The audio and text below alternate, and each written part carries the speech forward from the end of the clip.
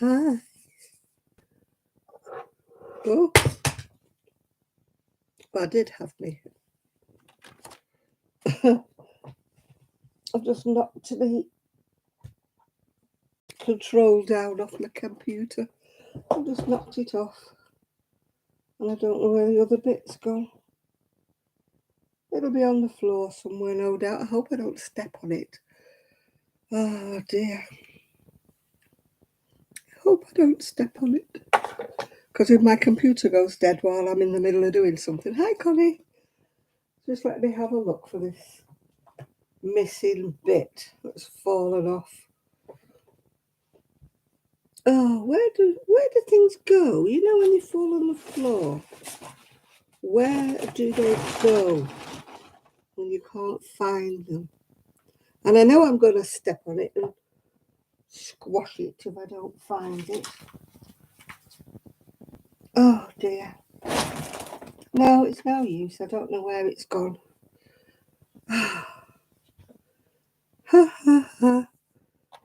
Sorry about this, but I've just dropped the remote control on the floor and I can't find the other bit of it. Oh dear, just hope it doesn't go off the computer. I dropped the remote control for the computer. I dropped it and the other bit's fallen off and I don't know where it's gone. I heard it go, but I don't know where it went. And of course my carpet's dark blue, so I can't find it. Ah dear. Hi Esther, it is raining. It is bucketing it down. Yes, I suppose. I don't know where this sunshine is that everybody's getting, telling me how hot it is on the continent. It's no use to us because we're behind this whatever it is. And we're not getting any sun at all. We're just getting rain, rain and more rain. Hi Connie, hi June, hi everybody. Oh dear, just having me drink. Hi Jane. So I hope I don't need the remote control.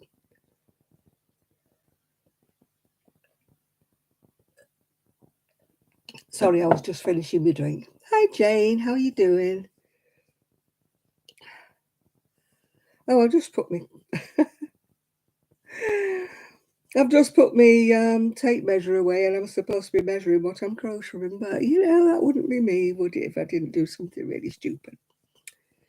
Well, the family have gone up to the Trough of Bowland, which I believe is in the Lake District or somewhere.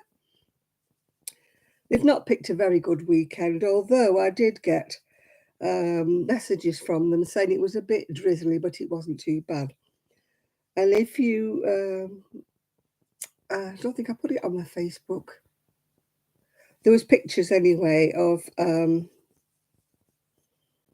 the scarecrow competition at Hawes, and it was Wallace and Gromit and Shaun the Sheep. Yeah. So if you are a member of the Facebook page for this channel, then you will have seen them. Yeah. I don't know how people have got the patience to make amigurumis, and especially ones that big. I mean, there's an awful lot of crochet in those, isn't there? Awful lot of crochet. I just don't have the patience for anything that big. I mean, they're as big as a human. I mean, people keep sending me pictures of those cats, you know, that are... Well, you know, quite frankly, if you made one, where would you put it in the house? You know, you just wouldn't have the room, would you, to put one of those that big in? Well, I wouldn't in this house anyway. And I'm sure the dogs would have great fun with it, ripping it apart. So, but everybody sent me the photographs. So, what do you think of these cats? Yeah. Very nice, dear, but I won't be doing them. They're too big for me.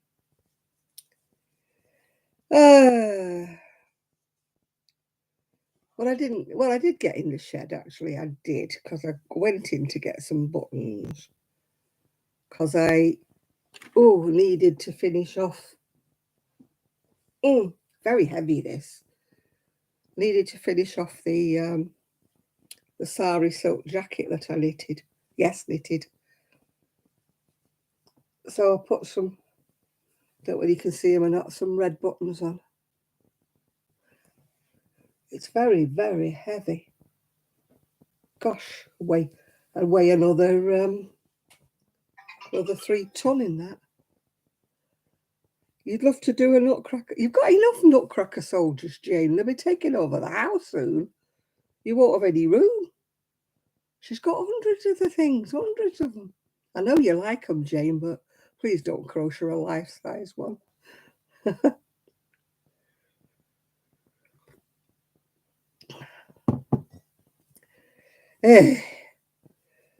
Yeah, everybody else would have to move out the house if you did a full-size one, Jane.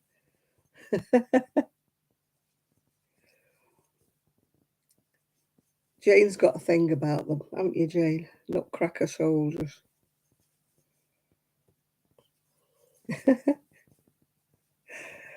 Oh dear. No, please don't crochet a full-size one, Jane.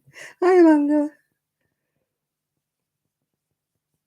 Maybe I should crochet a full-size guy. But I don't have a car anymore, so I can't sit him next to me, can I? And there isn't any room for him on my scooter, so if I left him outside of a shop, somebody would probably steal him anyway. People always steal my men. So if I made a fake one, they'd probably steal him as well, yeah. Oh dear. Well, I still haven't got my eyes sorted. I went to make an appointment at Specsavers and I couldn't make one. It's been the story of my life. I went to ring up the Premier Inn about booking a room for when I go to Prestwich, and I couldn't get through. And I can't do it online because I want to ask them questions like, do you have a walk-in shower? Or, don't give me a room with a bath, stuff like that, because you need to speak to people, don't you? But as usual. And I spent 35 minutes on the phone listening to music with PlusNet. It's not been my week, really. Oh, there's nothing worse. It interrupts every 2 minutes, like, our operators are a little bit busy at the moment. Please stay on the line. We value your custom. And it won't be so bad if they didn't keep saying that every 2 seconds. If you value my custom, answer the flipping phone, yeah. There must be loads of people who would love a job at PlusNet, answering the phone. Instead of about the 3 people they must have. They take great delight in telling me we are UK based at the moment. In other words, when it's EE, it ain't going to be. He didn't actually say that, but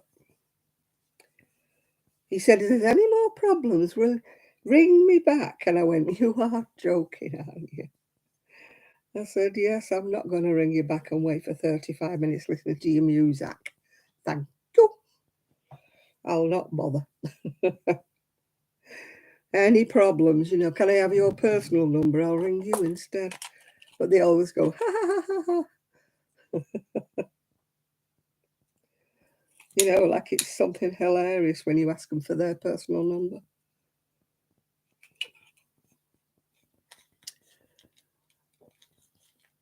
Well, they're so busy at the moment because PlusNet is changing to EE, if you didn't know that. They haven't really advertised it all that well.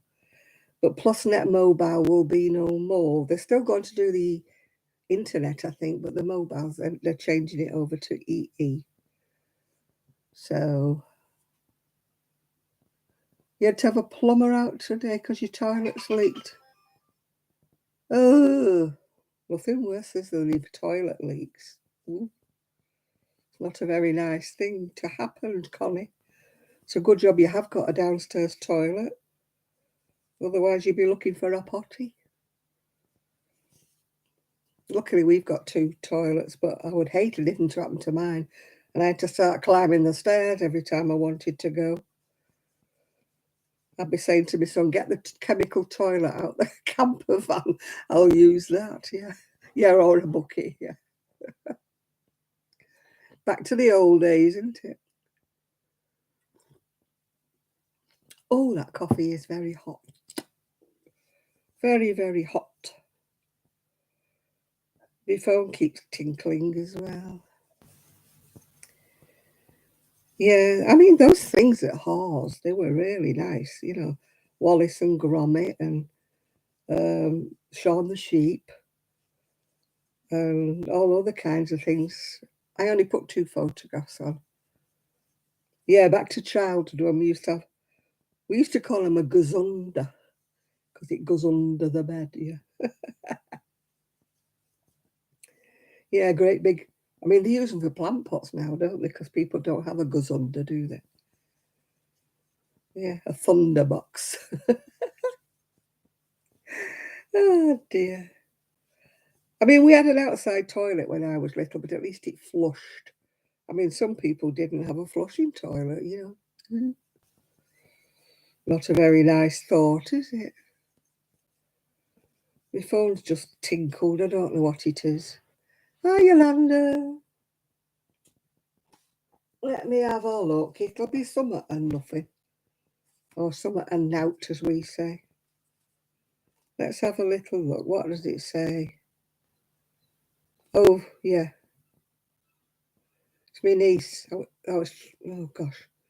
I was trying to get hold of her. Oh, she's in Spain.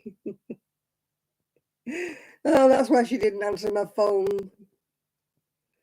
All right, okay. Okie dokie. She did tell me she was going to Spain, but she didn't actually tell me the dates.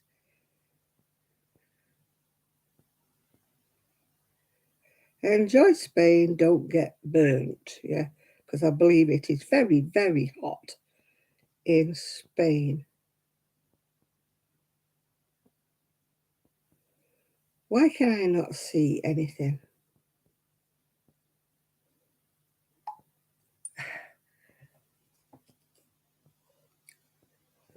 Oh,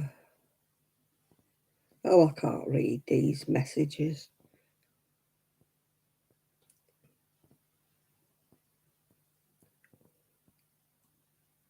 I'll read them later. That explains why I tried to ring Sue about 3 times. It was her birthday earlier on this week. I tried to ring her up, but she must have a very good social life because she wasn't answering. Hi, word be true. Hello there. Yeah, so I hope my niece isn't getting burned. It's very, very hot in Spain. They're getting the heat that we can't get over here, aren't they? I was just watching Sheila a minute ago and she was talking about she doesn't usually have to wear a cardigan in the house, you know, in July. And I was thinking the same myself, you know. So we don't normally have to wear cardigans. Why am I so high? Excuse my handy poop. No, I'm too low. Let's go in the middle, girls. That's a bit better. That's a bit better. Ah. So what have you all been up to? All I've been up to is dodging the rain. It's been horrendous, the weather. We did have a little bit of sun the other day, but it wasn't warm. I still had my jacket on. I mean, why am I wearing a big jacket in July? For heaven's sake. You're working on your bedspread. Oh, you're a better woman than I am, Gunga Din. I cannot do a bedspread.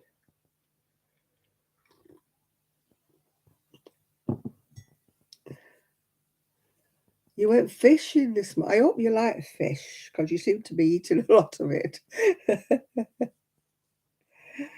All we need is Shad because he was going fishing last week, wasn't he?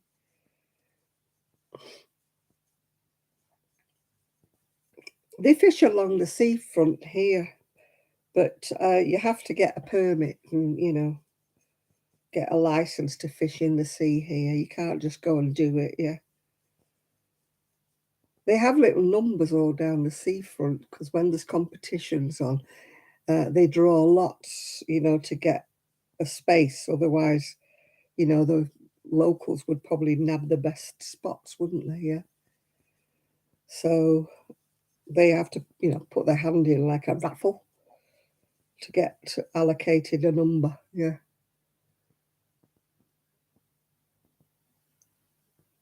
Oh gosh. Yeah. I mean, Sheila was saying that earlier on. She was saying, like, by the time we get any sun, it'll be, October or something, and we won't have any sun anyway. They keep saying we're having this heat wave. I mean, how can the weather people get it so wrong? I mean, last week it should have been Tram Sunday, and they cancelled it because of adverse weather, and yet the weather wasn't that bad. I know it was a little bit windy, but I'm sure they could have held it. I was really looking forward to going that, yeah. Mid-September. Oh, have I got to wait well that long, Connie? I'm determined I'm going to wear some summer dresses, which is why I've got a summer dress and a cardigan. We should be wearing summer dresses on our, without the cardigans in this weather. In July. It's like might be living in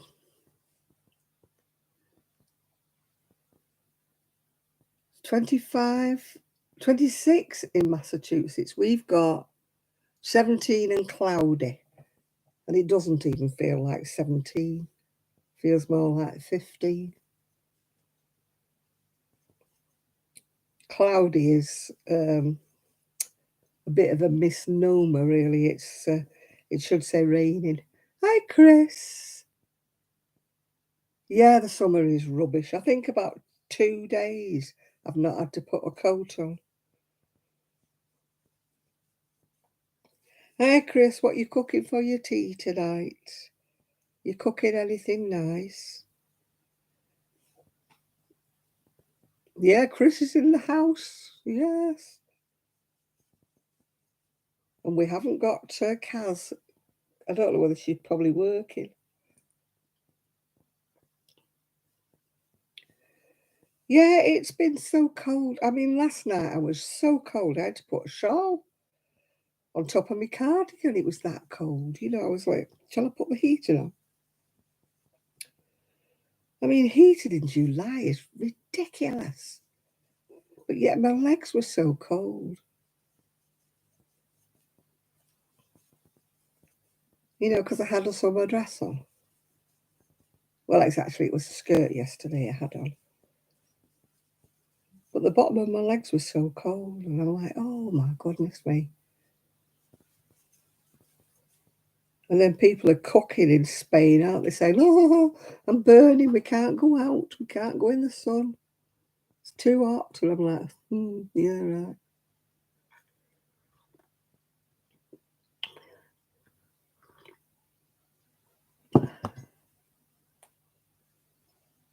You're not sure for tea?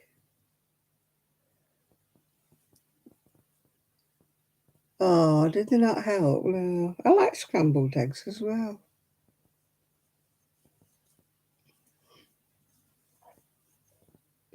You'll have to put your dark glasses on. That's what usually helps me with a headache.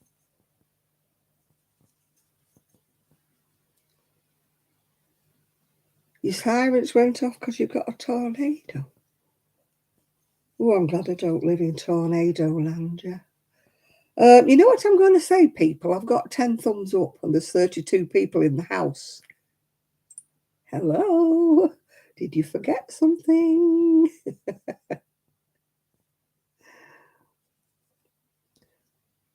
Oh, I know. I get headaches in my neck, and people think I'm weird when I say that. That I have headaches in my neck. Hi, Jill. How you doing? You've got your thumbs up already. I always thumb everybody up The minute I start watching their videos, oh, I mean, if I like them, of course, I give them a thumbs up because I think, yeah, it does help to raise your profile. Yeah. Doesn't do anything else, but it helps to raise the profile. And by raising my profile, I might actually get more people watching me. Although I did get a strange comment on my last video. This guy put on, said he was watching some program or other about Count Dracula. And because somebody in the film was called Carruthers, he got recommended to come to my channel, and he was like, I don't crochet, I don't know why.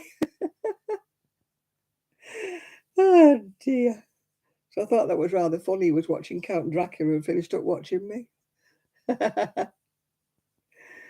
Oh dear. It's amazing. I mean, we all go down rabbit holes. I mean, you've done it, haven't you? I've done it. You're watching somebody who's doing crochet, and then all of a sudden you're down some rabbit hole with somebody who's making a piano or something. Yeah. Yeah. Yeah, you finish up watching somebody making a rabbit hut, don't you? Or a dog kennel or something when you've been watching a crocheting program and you're like, what's the connection between that and what I've been watching before?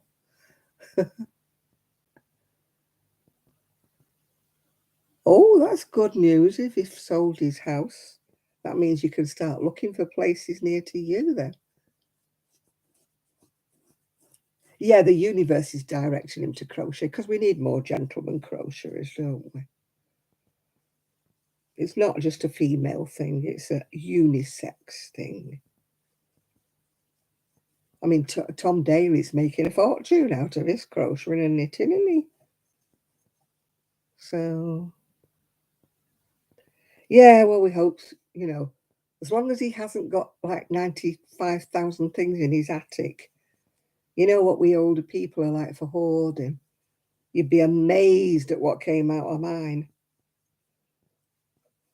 Although it wasn't too bad because I'd had to clear it out because I had it all lagged and lined. So I'd had to get rid of a load of rubbish before the carpenter came, to line the sides of the roof. Yeah. Well, I hope it doesn't come your way, Jane. I hope the tornado stays the wrong side of you, if you know what I mean. It doesn't get to your town. We have high winds here, but very, very few tornadoes or whatever. They're just like mini tornadoes here. We have a few tiles ripped off roofs and sometimes roofs ripped off and trees blown down, but nothing like the disasters that you get in America. His garage is full. Oh, yeah. I had a garage, but it was full of wool. So it was my problem. I gave it all away. So people say things about like how much wool I've got in my she shed, like, oh boy, you have a lot of wool. I'm like, no, I don't. You should have seen it before. I gave it all away. I did go back in the shed today, but only to get some buttons. I just wasn't in the mood. I know I can go in when it rains, but it's just not nice. It's dark in there. And, you can hear the rain battering on the roof and stuff like that. So it's just not nice to be in there. Let me just measure my armhole. It's got to be 9 inches. And I think I'm getting up that way. 9 inches. Oh, I gave away bags and bags of wool. And even after I moved, everybody that came to visit went away with bags full of wool. It was like, oh, you come here, yeah, have a bag full of wool. Yeah. There we go. I finished the back. Yay.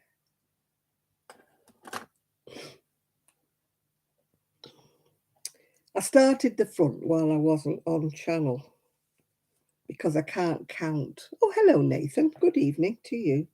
Done the back. Done the back. It's exactly the same, well, give or take, because you know I never write anything down. It's exactly the same as the purpley one I did. Because I decided it looked a nice one for winter.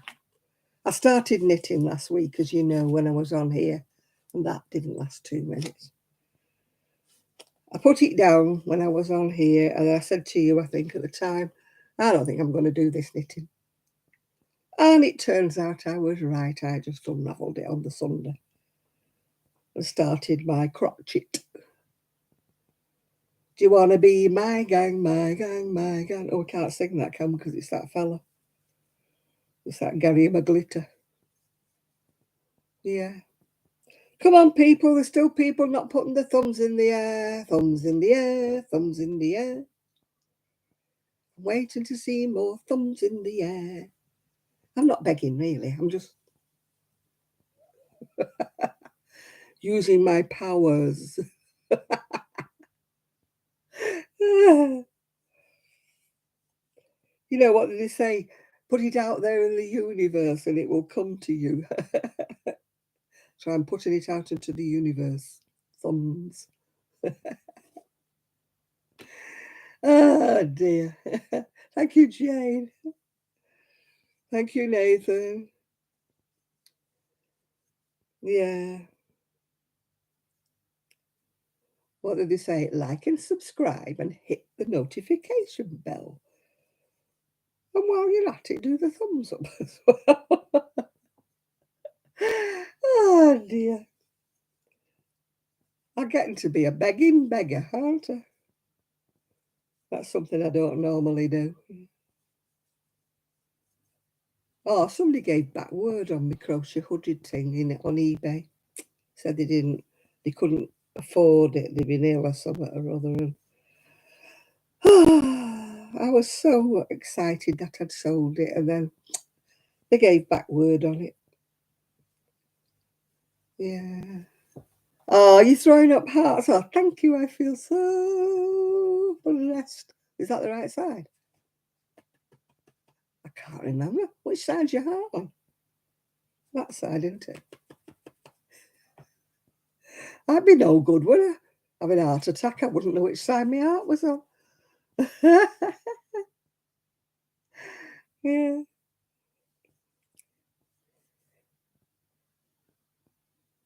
No, I don't beg. I can't be bothered. It's such a demeaning thing to do. Hi, Christine. No, I can't. I don't subscribe. Or to the covert begging, you know, where they just keep dropping hints that they can't afford things. We all can't afford things, but we all don't keep asking, do we? You know. Oh, dear. No, I don't do that. Oh, it's a good job the dogs are not here. Somebody slammed a car door very, very loudly. The dogs were going crazy on Friday night, and the bell thing kept going on the door, and I thought, what on earth's happening? And I looked, and it was the milkman. We don't have a milkman. The milkman comes next door about 1 o'clock, and he came and put the milk on our step. And then, of course, he must have realised his mistake, and he came back again and picked it up again. So the doorbell tinkled twice. You know, the camera thing tinkled twice. Drove the dogs bonkers. Does anybody else have a milkman that comes at 1 in the morning? He came and knocked on the door once and said, did we want milk delivery? And I said, no, I don't want it at 1 o'clock in the morning. What if it's warm? I said, the milk will be sour before it even gets in the fridge. I mean, not recently, I must admit, but I mean, you know, say we do have warm nights, you know, hot nights, the milk could be sour before you could put it in the fridge. You're working on the Annie's kit crochet mix. So you're getting ready for winter, are you? Getting ready for the winter.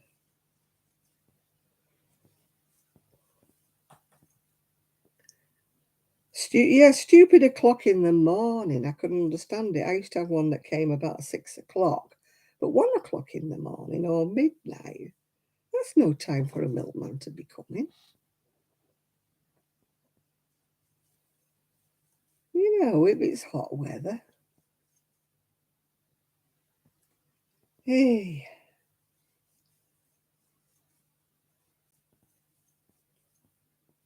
it's similar down your road as well. What, 1 o'clock in the morning? What's going on? Have they got another job or something? You know, deliver the milk at 1 o'clock, go home, have a bit of cake, get up and have another job. You know, I've known a few postmen who used to do that. You know, get up really early, deliver the post really early, and then have a second job. But now our postwoman comes about 1:30 in the afternoon, sometimes even later. No such thing as an early morning post person. We have a post lady. Are you allowed to say that?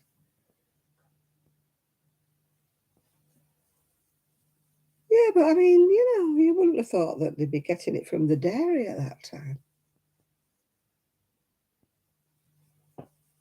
We had a spate when we first came here where they didn't seem to come every day, the post people.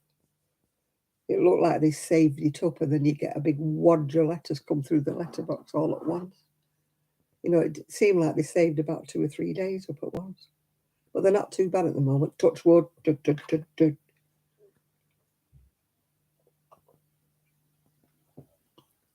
I mean, we're quite lucky round here. Our every drivers are not bad at all. Yeah. People are always moaning about every not coming, aren't they? Blimey, O'Reilly. Who's outside yelling and shouting? Oh, it's one of them. Goodbye, goodbye, goodbye, goodbye. Why do people have to say goodbye, goodbye about 25 times and as they're driving down the street? Just let them go, for goodness sake. She's still saying goodbye. Let them drive off, woman. It's next door to teenagers. They're not much bother, really. They really aren't. But every now and again, you know, they're noisy. It's usually when mum and dad are not in. When mum and dad, they don't go out a lot. I mean, I must admit, they're not out every weekend, mum and dad. But when mum and dad go out, you know, they get a bit noisy. Yeah, Nathan.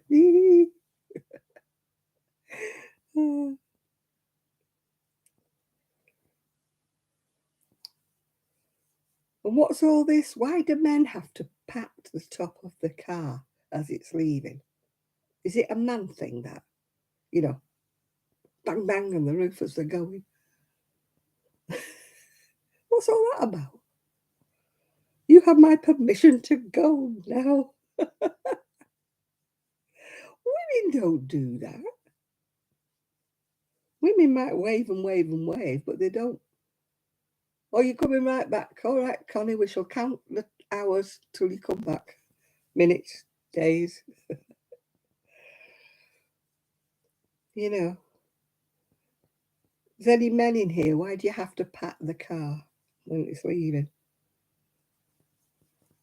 Are you bidding it fond farewells or what?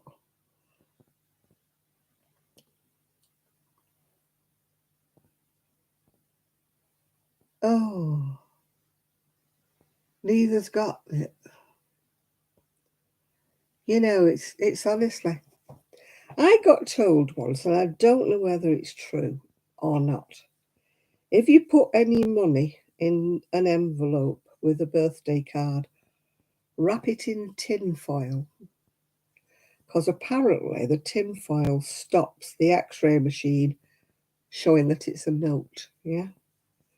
Now I don't know whether it's true or not. I did that to a friend of mine, and she said, "Have you gone bonkers?" She said, "Why did you wrap my money in in tin foil?" I said, "To confuse the machines, the X-ray machines." Oh dear me. Oh, I don't know where that came from. Ooh, maybe I should play baseball. It's been a long time since somebody patted my tush. But men are not allowed to do it anymore. I never bothered. You know, they're not allowed to do things like that. You know, men used to pat you on the bottom or the back or whatever as you were going past. You took it as a compliment. But now you're not allowed to do that. It's like, you know, these women, I don't want to be called love. Don't touch me. Don't this. And then they wonder why they're single, you know, why they can't find a fella. Yeah. Excuse me, if you weren't so belligerent, you might get one. They must frighten the life out of fellas anymore. They're frightened to death of touching them, aren't they? It's harassment if I don't ask you to touch me. Oh.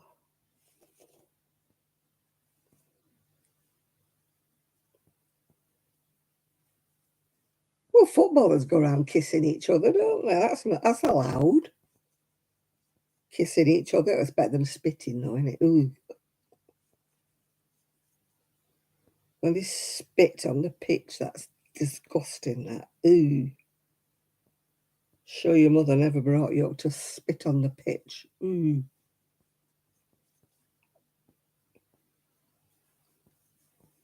Ugh.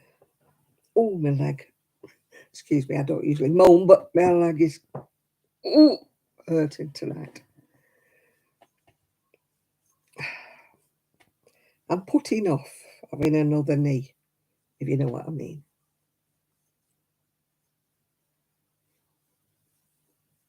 They do spit in baseball as well. Oh, yuck. Thought it was only football, soccer that they spit all over the place. That's ugh. Why do they have to spit? Maybe when I was a kid, I can remember seeing a sign on the upstairs deck of the bus saying no spitting, and I used to think, oh, how is disgusting going to spit on a bus? Ooh. They chew tobacco. Ooh. Oh, that's even worse than smoking it, isn't it? Ooh.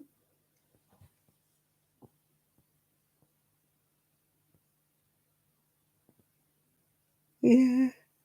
No, at one time though, you didn't. Oh, my camera's moved again.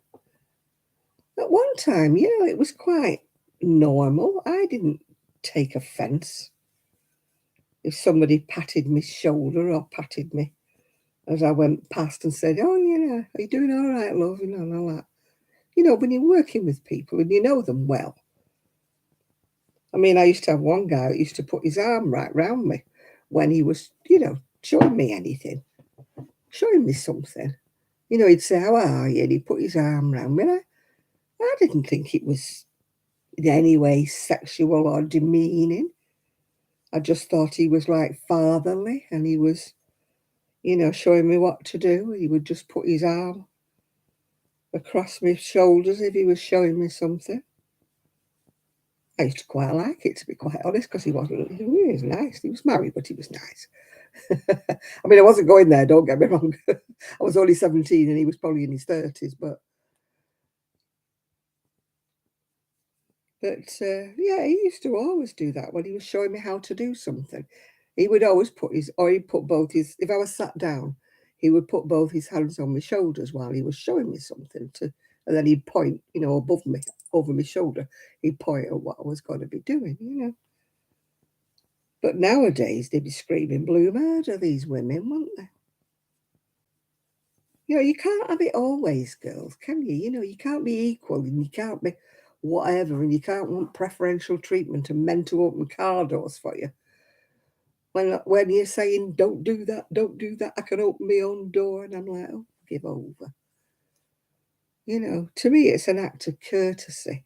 Somebody holds the door open for me, you know, I say, thank you very much. Somebody opens the car door, thank you very much. I don't think it's demeaning. I don't think it's like, "What are you doing that? Are you trying to suggest I can't open the door by myself?" No, I like that sort of thing. It's chivalry, isn't it? And the age of chivalry seems to be dead, I think, purely because men are scared to do it now. They're scared to even touch anybody now or say anything. I'd hate to be a young man these days.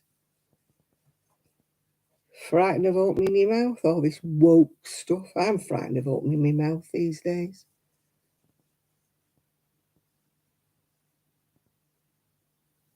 Oh, I know.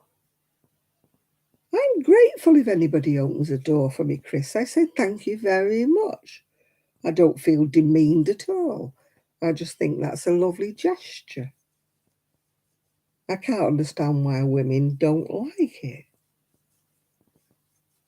Nobody's insinuating, and yet in the next breath, they want men to stand up and offer them a seat on the train or the tram or the whatnot. You know, and I'm like, oh, you want to be a woman when it suits you, but you don't want it, if you want a seat on the train and the bus and whatever, oh, you want to be a woman then. You think men should get up and offer you a seat. They've paid for the seat just like you. You want to be equal, stand up. I mean, I'm not saying about old people or pregnant ladies or anything, yeah.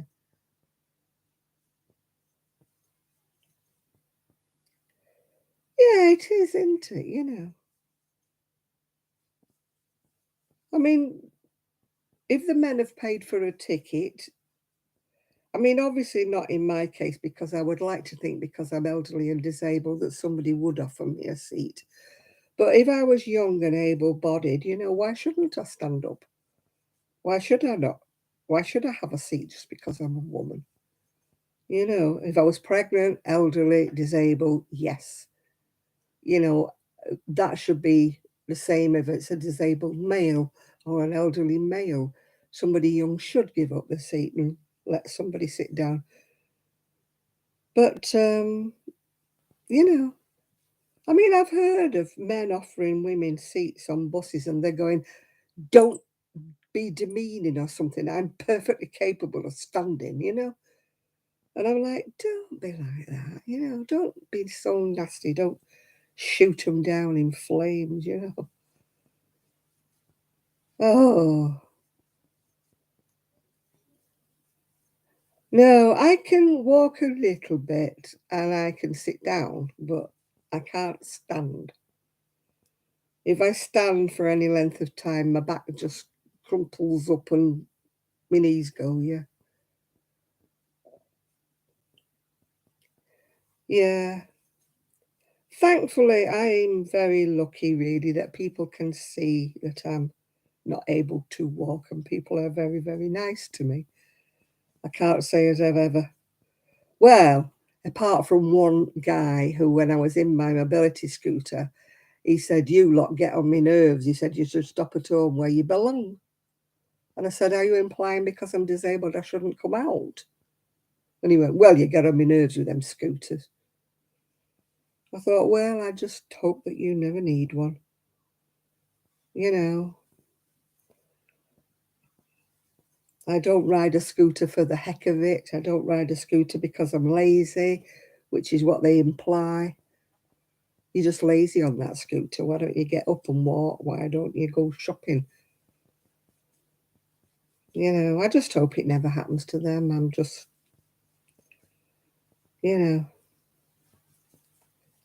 they should be grateful that they don't need one.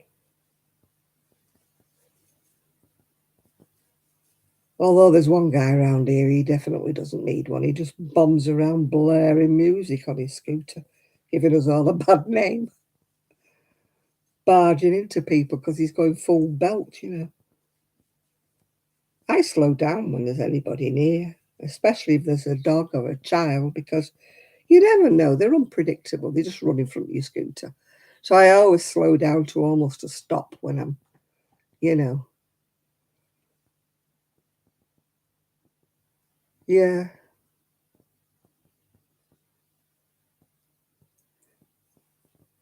yeah. You just,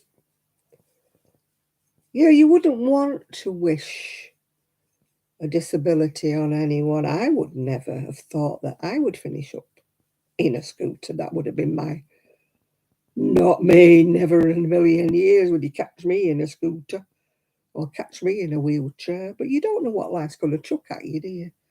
So you should be very careful what you say. You know, the kids who make fun of older people, they're going to be old, aren't they, one day? And then do they want the kids, the young kids making fun of them? I don't think so.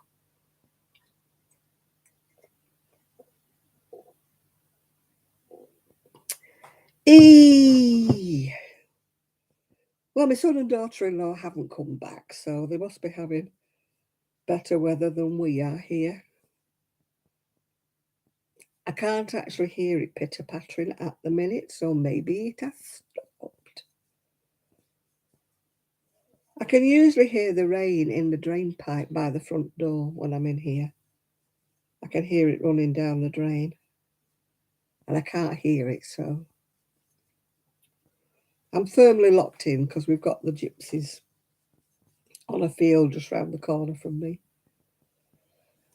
So I'm firmly locked in just in case, you know. I've nothing against them. If they'd clear up after themselves and if they were paying the rates and everything, you know, camping fees and everything, but they don't. They just drive up somewhere. Oh, every time I get the local news, there's always somebody been stabbed, somebody been run over, hit and run. That's the latest trend, like hit and run. Oh, you've had 2 new cars. Woo, your herd's going to be very big. Unless you sell them and pass them on. You're going to have a lot of cows. Or as Sue calls them, coos. That's what they call them in Scotland, apparently. The coos, they're not cows, the coos.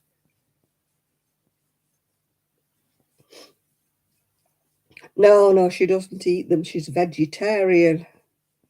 So she doesn't eat her cows.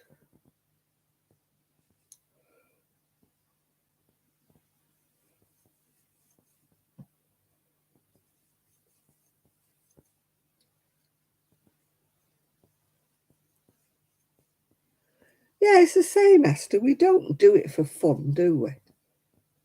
You know, we don't sit on a scooter. Oh, you're not vegetarian anymore, but I know you don't slaughter your cows, do you? Yeah. No, I don't. Nobody wants to have a walker. Nobody wants to need a wheelchair or a scooter. We don't do it for fun. You know, I would love to be able to get up and walk around and do shopping and do what other people do. I would love to. You know, it's not by choice. You haven't put them in the freezer yet, no.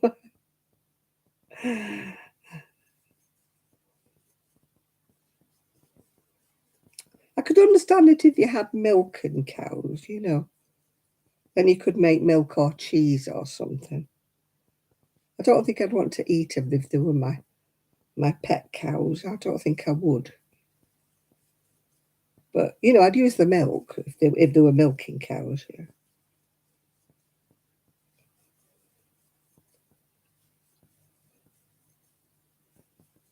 My auntie used to have a goat. You know,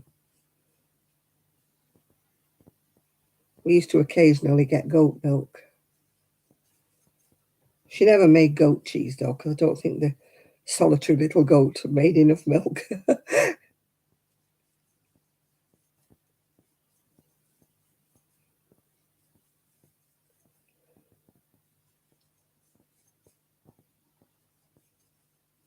I was watching a program the other day about they were making buffalo cheese because they had a herd of buffaloes, and they were saying you don't look the buffalo in the eye, you kind of have to walk round it. So this guy said, "Well, how do you milk them?" And he went very carefully. Oh, you're tapping out, are you? Okie dokie. Well, hope you enjoy your fishing next time you go.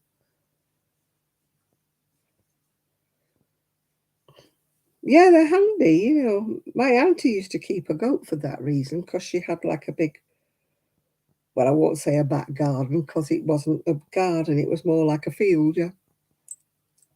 So that's why she used to keep the goat, really.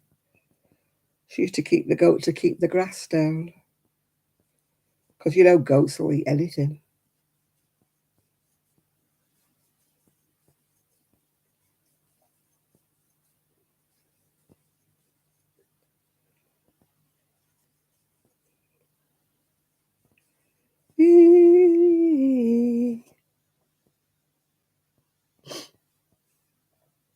We've not had Shad on yet, have we? Shad's late. I bet he's gone fishing. I bet he's gone fishing. That's where he usually is when he doesn't come on. Gone fishing. There's a sign upon my door. Gone fishing. I don't think I could go fishing. I wouldn't have the patience. I'd only go fishing if I could sit on the riverbank doing my crochet, you know, while somebody else looked after my line. I couldn't just sit there like that. No. I suppose it's a way of like meditation, really, isn't it? With a fishing rod in your hand.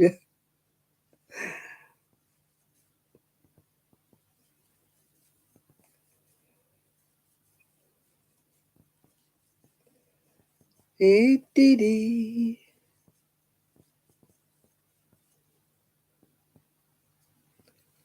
Oh, my knee is hurting. I don't usually moan when but it's hurting. I know what it is. It's this rain. When it rains, it kicks up your aches and pains. Well, it does with me anyway. I don't know about anybody else. That's why my body likes sunshine. When it's sunny and it's warm, you know, I feel 10 times better. But once it starts raining,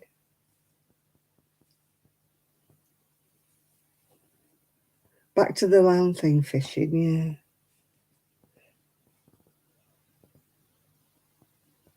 Rain kicks your arthritis up as well. I'm glad I'm not on my own.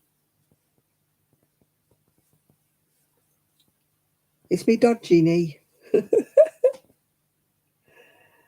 But I wouldn't have a new one, yeah. Because they didn't make a good job of the first one, so I didn't really feel like letting them loose on my second knee. I do like to walk a bit, you know, in the house. I don't want both knees doing. My daughter-in-law's had both knees done, sorry. She's okay, except she can't kneel down. I don't think you can ever kneel down when you've got fake knees. I can't kneel down at all. If I fall over, that's my problem. I can't roll over.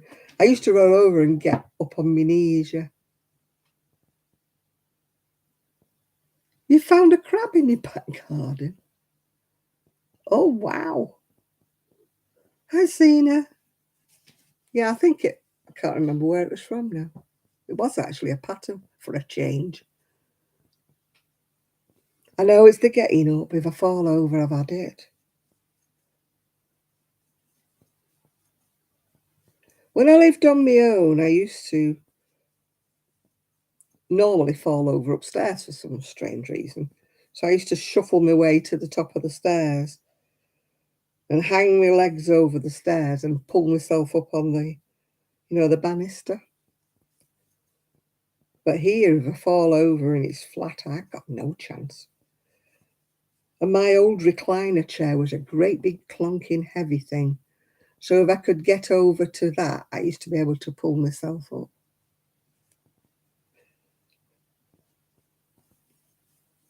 Hi, Sina.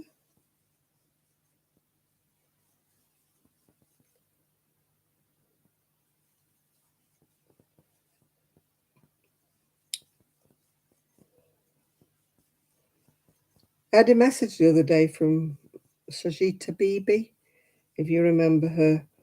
She's still not right after her husband suddenly died, yeah. She's not really feeling it to come back, back with us. She's hoping to come back one day, obviously. But at the moment, she just can't face it.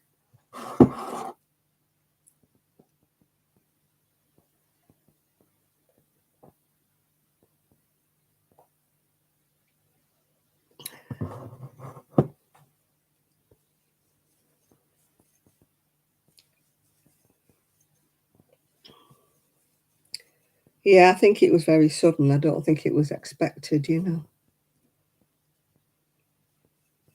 I mean, anybody dying is not good, is it? But when it's unexpected and it suddenly happens, it's a shock more than anything, isn't it?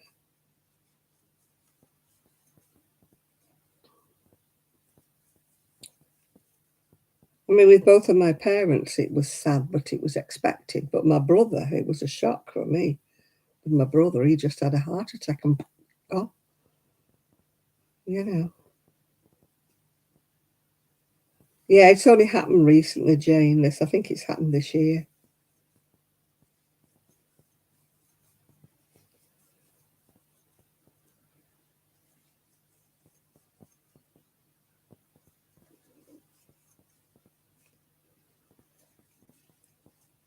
Oh, oh, sorry, didn't mean to yawn in everybody's faces. Oh, blimey, O'Reilly. I'm going to eat my chips now. Hi, Jeannie.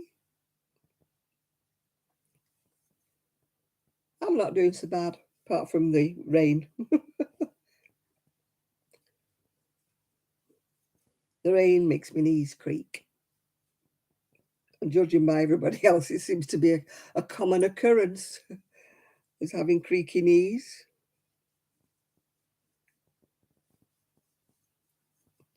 We all need some sunshine, that's what we need. I envy you people in America that are getting these really high temperatures. I'm like, just cut it in half and send half of it over here. We'll send you a bit of rain, yeah?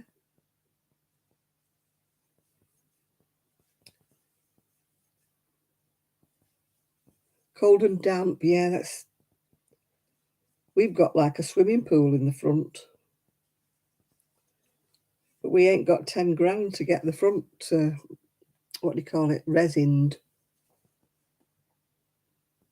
Man, it was 10 grand about 2 years back. It's probably even more than that now. And as I don't win the lottery, we've still got a paddling pool at the front. There was a bird having a bath in it the other day, like having a real old bath in it, yeah. No, I don't want the tornado, Jane. No, you can keep the tornado. We just want a bit of heat. We're not being greedy. We just like a little bit of heat, yeah. Yeah, wet, wet, wet. I managed to sneak out to the shop in between the showers, thank goodness.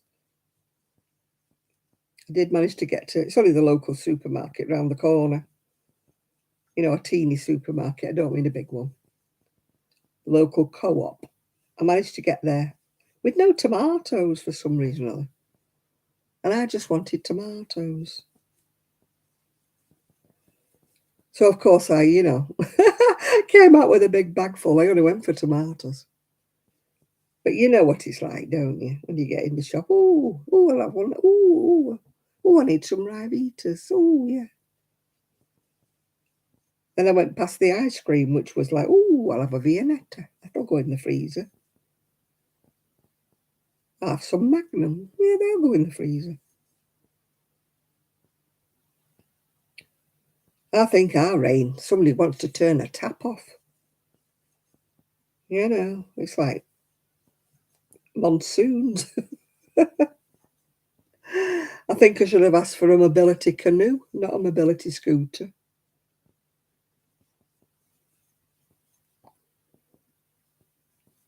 They'll be building arks around here in a bit. They won't need a mobile home. They'll need an ark. Right, I'm going to eat my potato chips. Woo-hoo-hoo. I've got some walkers because I went to the shop. They don't buy walkers. So I buy walkers because I like the taste of walkers. I do.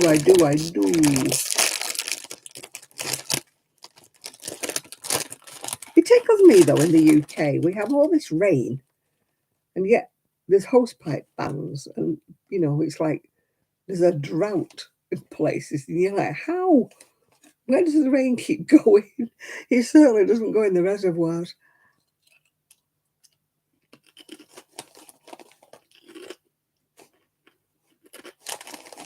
Oh, you lucky thing. You lucky thing, Gina. Nothing nicer than a homegrown tomato, is there? Tomatoes in the supermarket these days, they're pretty tasteless, aren't they? I think they force them, don't they? Or whatever they do to them, but they don't taste like nice tomatoes. We even got some tomatoes on the vine the other week and they still didn't taste like nice tomatoes.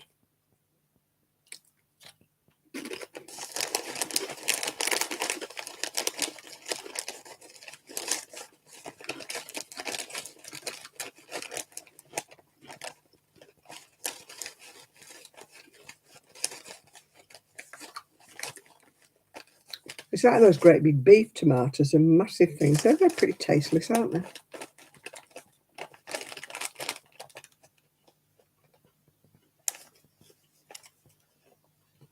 Oh, you're so lucky having tomatoes that you can pick yourself. Oh.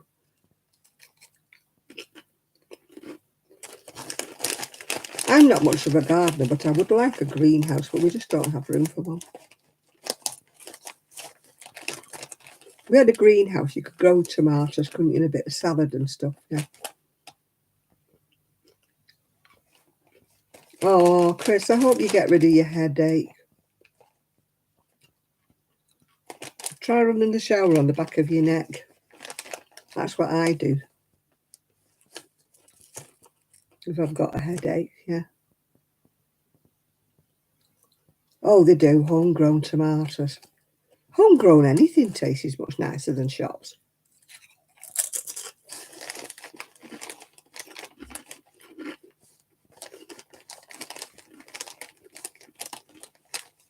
It's not so bad if you can get one of those farm shops, but we don't have one.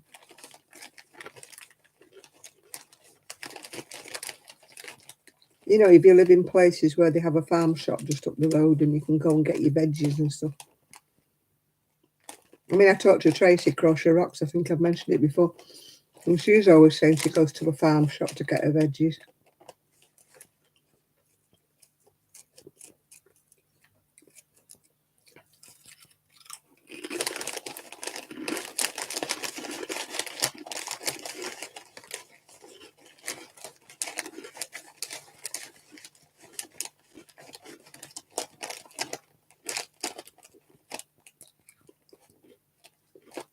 When I go back to Prestwich, I'm going to go to Berry Market and get fruit, veg, fish, some chickens and stuff.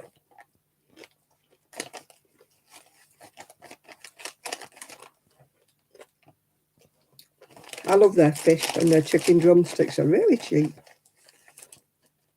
Put them in the freezer.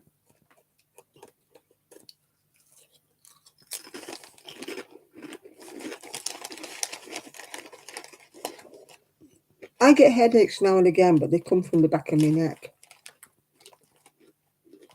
You know, if I've been sleeping in a funny position and you get up and your neck's a bit stiff and that, then I know I've got a headache all day then. I used to get migraines. Oh my goody aunt. When I worked at the job centre, you know, staring at a screen all day long, I used to get migraines and lose like one eye. I'd get like the flashes, you know, the flasher bits like that do that. And then I would, you know, I'd be like that because I could only see half of the screen.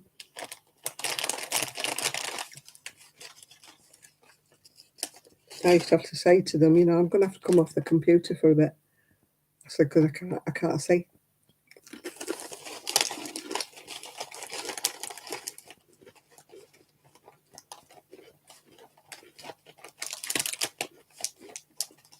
We were supposed to get breaks every so often, but they said because we weren't actually staring at them all the time, because we were talking to the customer like that some of the time. But you were staring at the screen nearly all the time. But it was supposed to be by law. If you stared at the screen for so long, you were supposed to have a 10-minute break or something. But we never got them.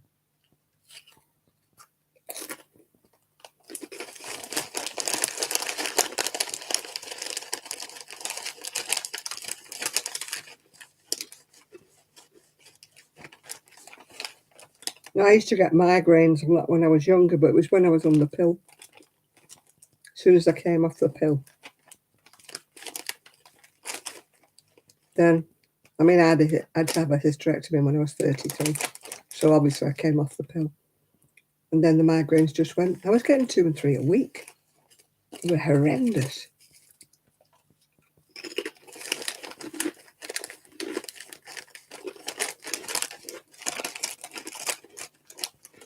It must have been the hormones.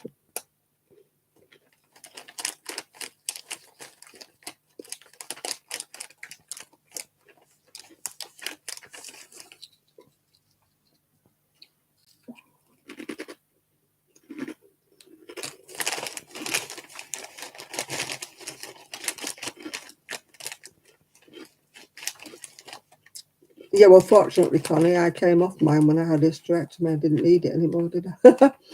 Then I went on HRT, but that didn't give me a headache. I was fantastic when I was on HRT.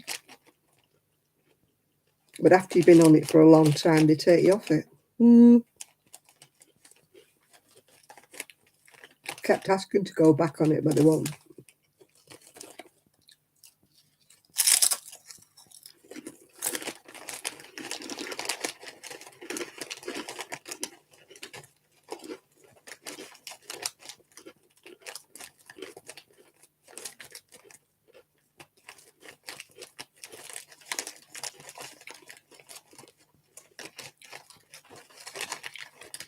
If I was rich enough, maybe I could buy it. I mean, men can buy Viagra, can't they? So why can't women buy HRT? You're growing cucumbers. I never tried cucumbers. I think I tried courgettes one year, but they were teeny weeny little things.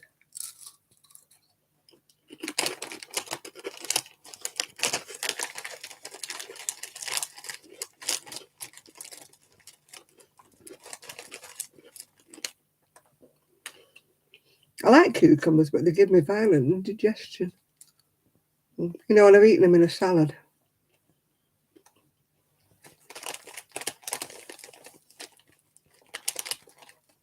I like courgettes, but we don't really buy them.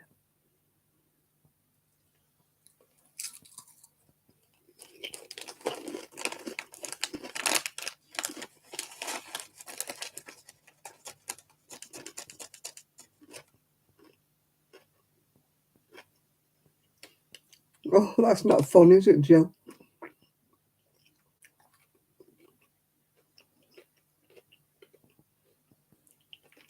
Oh, chocolate and courgettes. That sounds unusual. Mind you, for years I used to think carrot cake. Carrot cake? Who makes carrot cake? And then I tasted it and I thought, oh, yes, that's quite nice.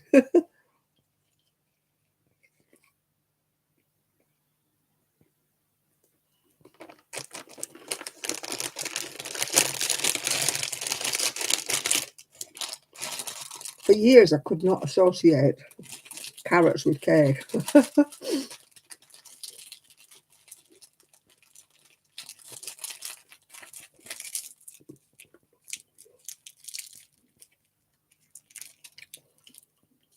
I used to bake a lot of cakes. And I wasn't even diabetic, and I used to eat loads of cakes because I used to love homemade cakes.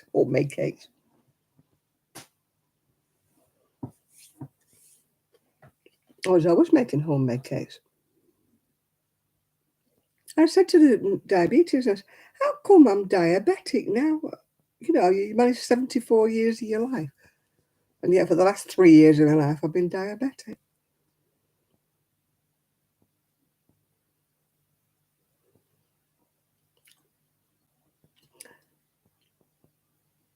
I used to like a lovely fruit cake. It was, you used to boil it, boil it. I mean, you did it in the oven afterwards, but you used to boil the fruit together and everything together. And then you let it go cold and you stirred in the flour and put it in the oven, and it was gorgeous. Everybody that I made it for used to say, oh, make that cake again, it's beautiful.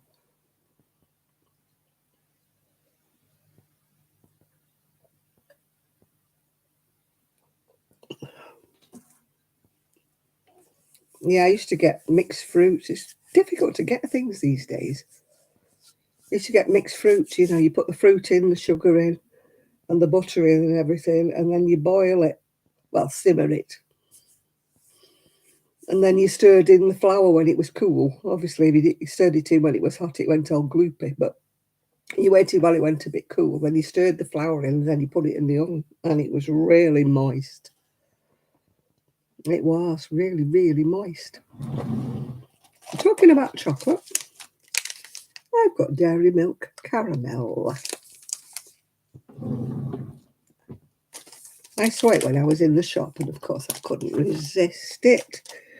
So, yeah, boo, knickers to you, diabetes. I won't eat it all, obviously. I will just eat.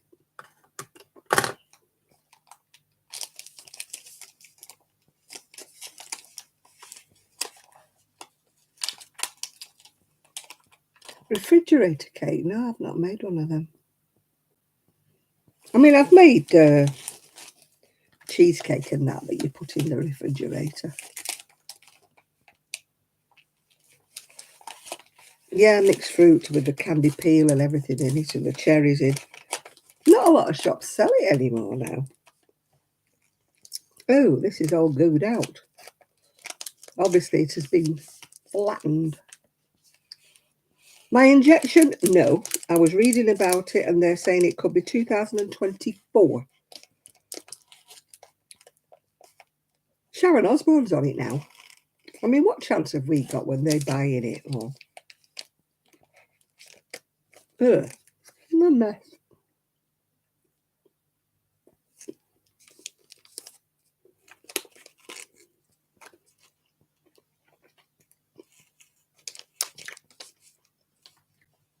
When it comes off license from that one firm, apparently other firms are going to be able to make it. Yeah. What a gooey mess. Look at that gooey mess. Money always talks, Connie. Sharon Osbourne, Vanessa Feltz, Boris Johnson, the Kardashians. They can afford to pay. But since I've come off it unwillingly, I've put on weight because it's an appetite suppressant. So I hope that when they ever come to stop it, they all balloon up like Mr. Blobby. But when Vanessa Feltz is saying, oh, I wish I'd have known about this, then I wouldn't have had to diet.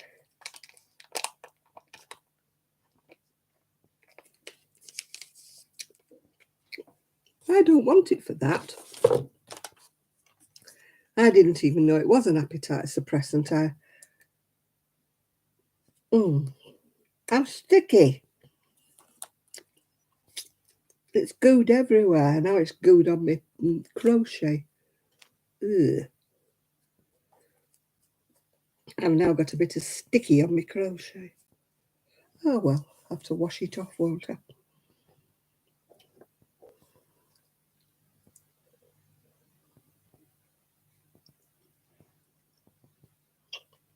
A chocolate chip blizzard. I've not heard of that.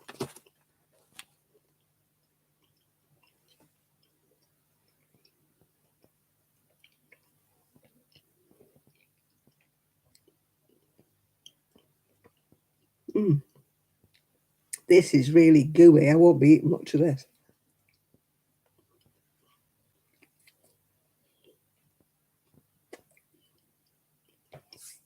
Although I love chocolate, I can't eat much of it anymore.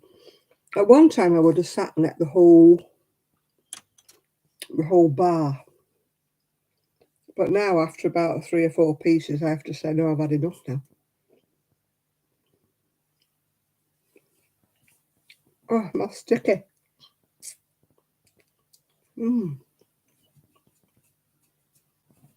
Sticky, sticky.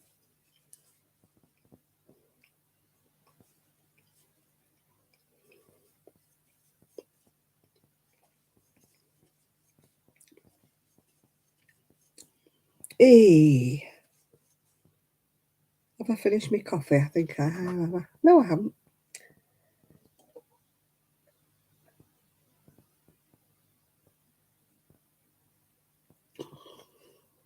It's gone cold. It's gone cold. It's not quite iced coffee, but it's cold coffee. Couldn't drink cold. Well, I can't drink tea anyway, but I couldn't drink cold tea. That's one thing I could not drink. Cold tea. Blech. I'm making a sweater, like I made a purple one. If you remember a few videos ago, I made a purple one. It's just that's the back of it. It's called Teal. It's Stylecraft, I think.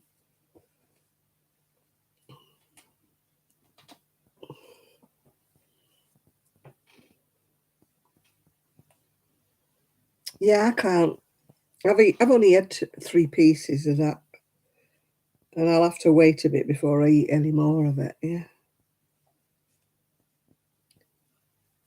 I've got a winter skirt that's got purple in it, and it's got this teal. So I was making 2 sweaters to go with this one skirt, 'cause it's like a heavy woolen winter skirt with teal and purple in it. So, obviously I like to ring the changes. So when I wear the skirt more than once, and I wear it with 2 different sweaters. So that's what I'm doing.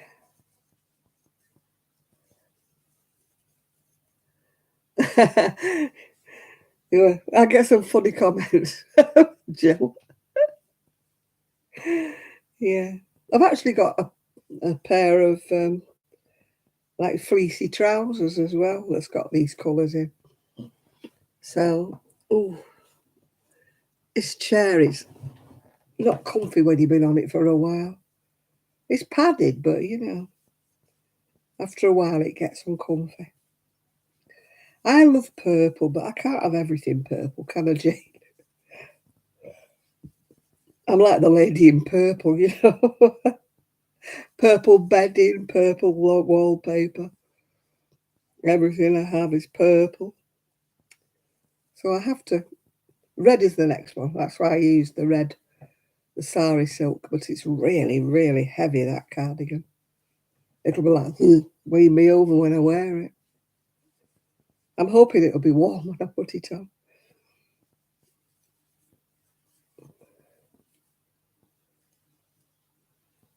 I like the pattern though, even though it's knitted. I like the pattern. So I've got some super chunky stuff in the shed that I might be making another one. The last time I made that pattern, I made it with the right wool, the Fildar wool, and I made it when I had the shop. So that's about 20 years ago, isn't it? But Fildar patterns are kind of ageless. There's some really nice patterns. People have said to me, why don't I put some of my vintage patterns for sale? And I'm like, no, it's like giving my children away. No, I'll give you the new patterns, but not the vintage ones. The vintage ones are my go-tos.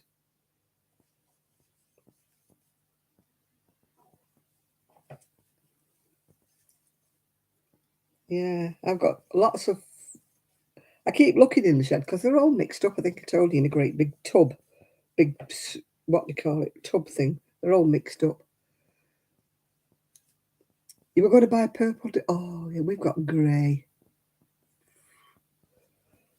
Doesn't inspire you to eat your dinner on a grey plate. Grey bowls. No.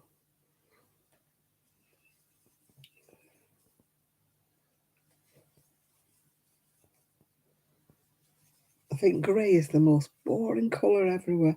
Thankfully, it's now old-fashioned to have your kitchens grey and your walls grey. We've got stuck with a grey kitchen.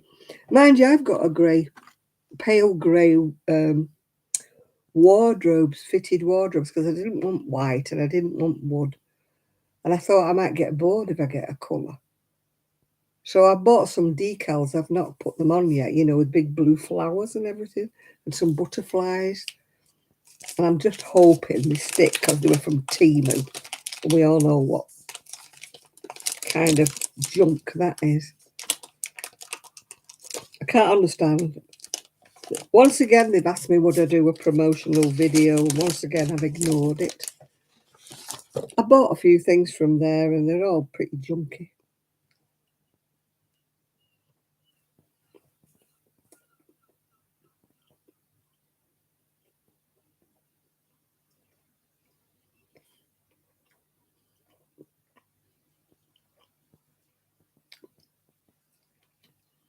I will never move on my own again, but if I do, boy, oh boy, it's going to be colourful. Hello, so what's knitting? Hi.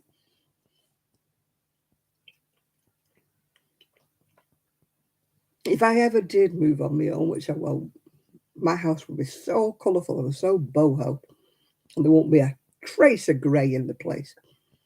Not one bit.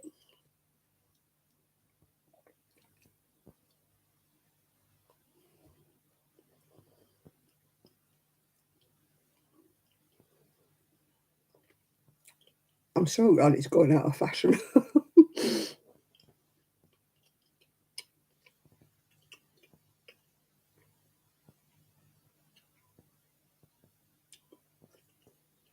I like colour, as you probably gathered.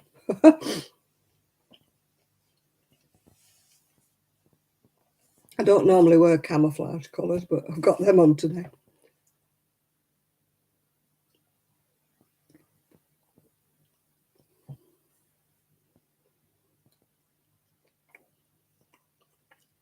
I wouldn't mind nothing matching, Jane, if everything was like colourful. You know, like what was she called? That woman who painted pottery. Oh, Clarice Cliff.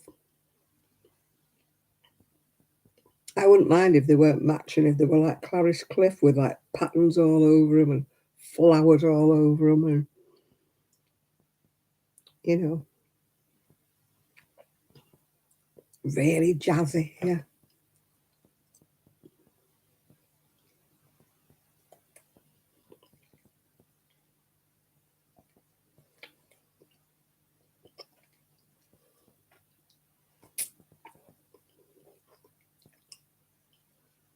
That's sticky.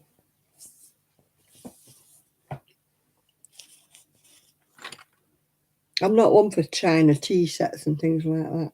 Just not me.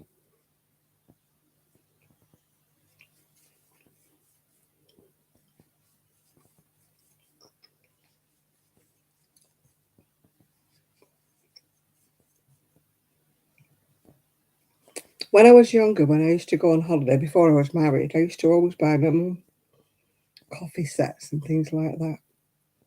Oh, it was really jazzy. Sadly, you know, she didn't keep any of them.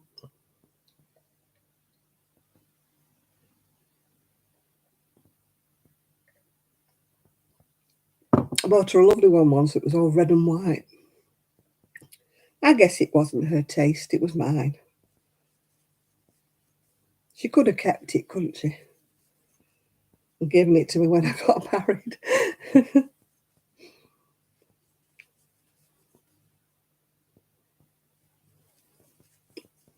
I don't know why I like bright colours, I just do.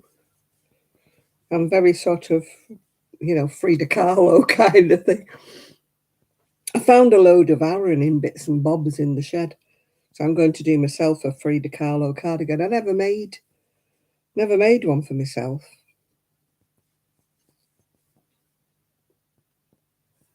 You're looking for, oh, the stacked tea sets, your pot, cup and saucer. Hmm. No, I've not had them.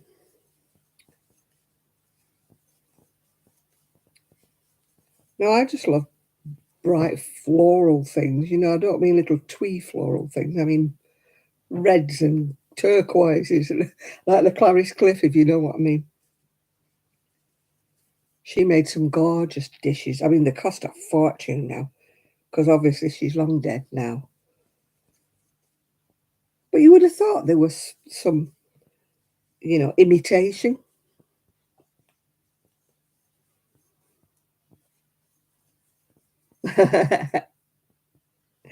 Yeah, you buy purple sets. I will buy brightly coloured ones, floral things. If I bought them now, they'd get put to the back of the cupboard. They wouldn't get used. Maybe I'll buy myself a plate, a bowl, a cup. Those are mine. Like a little set that says Janet all over it. That's bright flowers and everything. I'll have a look in the charity shops when I go. It's back to Prestwich. And I say, yeah, this is my plate. This is my cup. This is my bowl. All bright colours.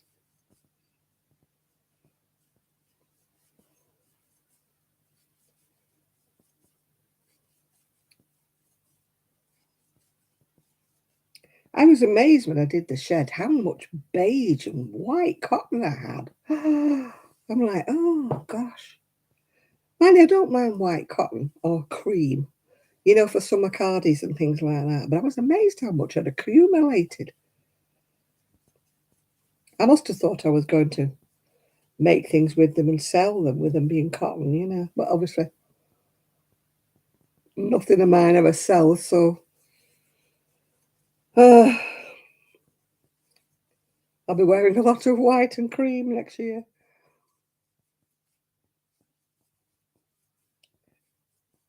Why?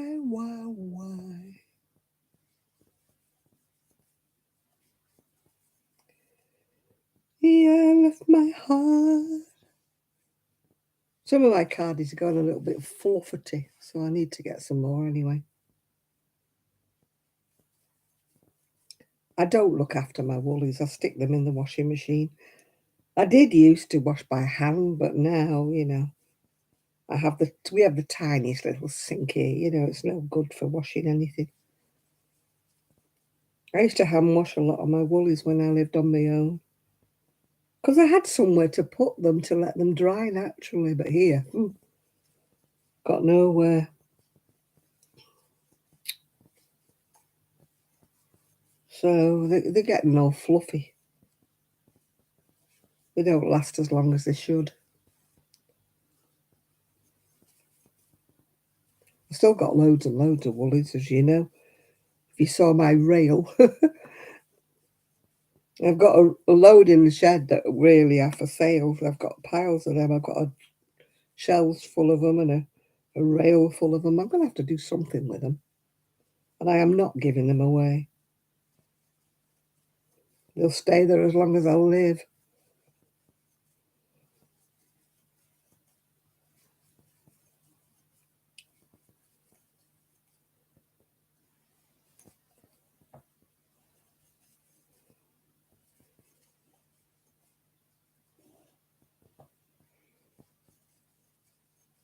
I sold the 2 waistcoats, the circular ones I made.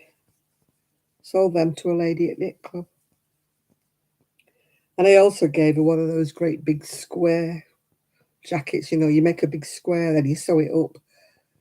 It's red and black and grey. It was very nice, but it won't stay on my shoulders. It was from when I was much bigger, and it's too big.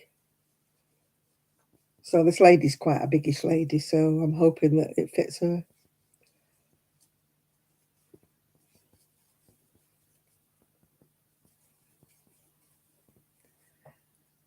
Oh, you're back again. Has it done anything for your headache? Anyone here by the Karen anniversary cake? No, I've got enough cakes that I haven't used in the shed.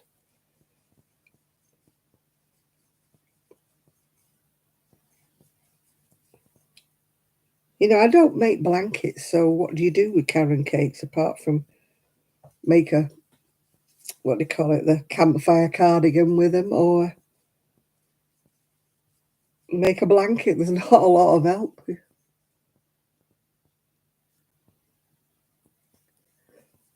Have you taken any pills or rubbed your neck with some of that analgesic type gel stuff? Yeah.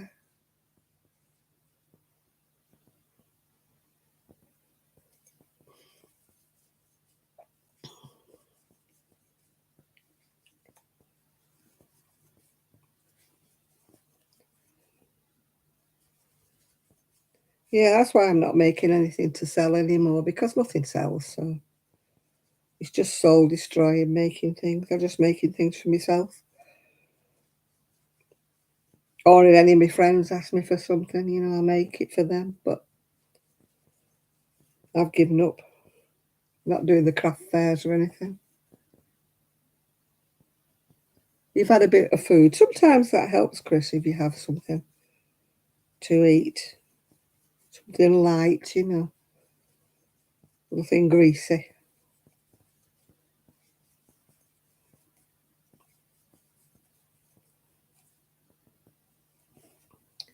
Yeah, I've got some things in the shed that will fit me.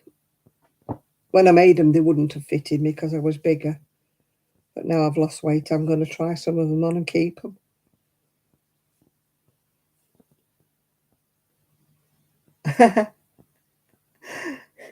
He's sending Jane Horrocks over for a massage. Oh, I know, I'd love a massage. Apparently, our local hairdresser's the one who does me pedicure. Apparently, she does a nice head and shoulders massage. So that's according to my friend. So I need to, you know, find out how much she costs. I love having my neck and shoulders massaged. The last time I had that done was when I went to the spa.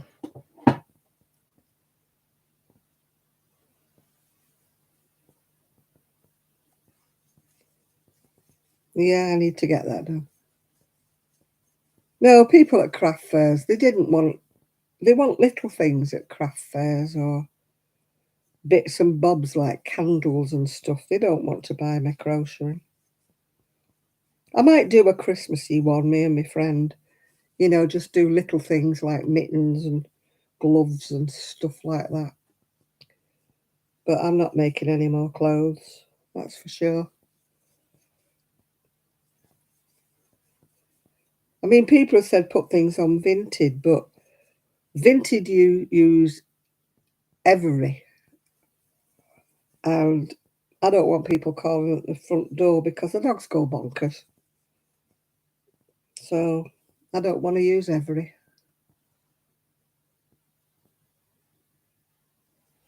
Oh, they've now started saying you need to have insurance and stuff, which is all right if you do fairs all the time. You get a year's insurance then, don't you? And it works out. But like me, if you only want to do a craft fair every now and again, I'm not paying for insurance, you know.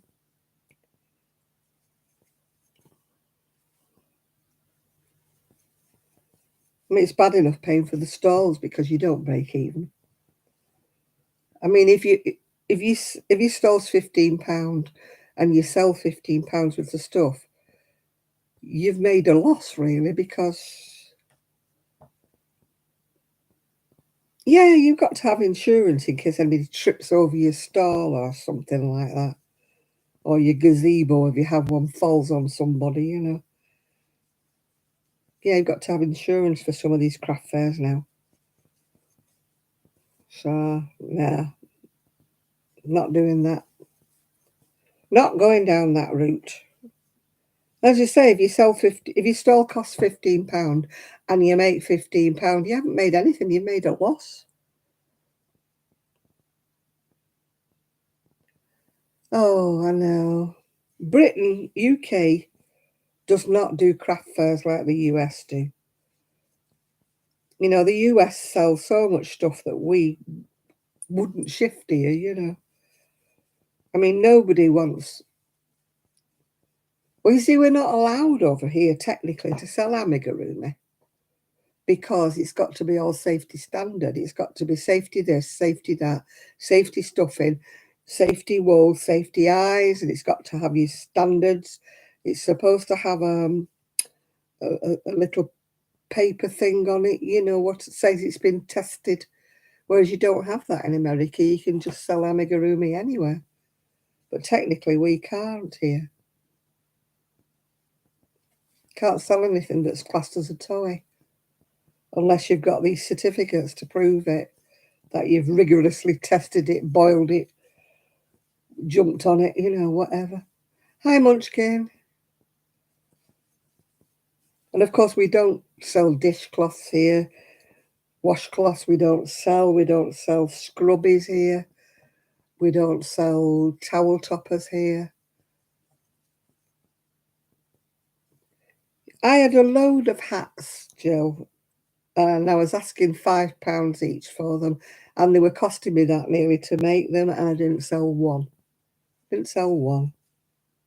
And yet other people in America, they sell them for fun. You know, I see them on eBay asking $45 for a hat, you know, and I'm like, It's all these bucket hats, isn't it, at the moment? Oh, you have to jump through everything. Nothing. It's soul destroying in the UK, trying to do a craft fair. It really is. The only people who seem to sell well are people who are selling cakes, people who are selling, you know, candles and stuff like that. I mean, one of the craft fairs I went, she had these gorgeous, like, boho dresses and stuff like that. She didn't sell anything.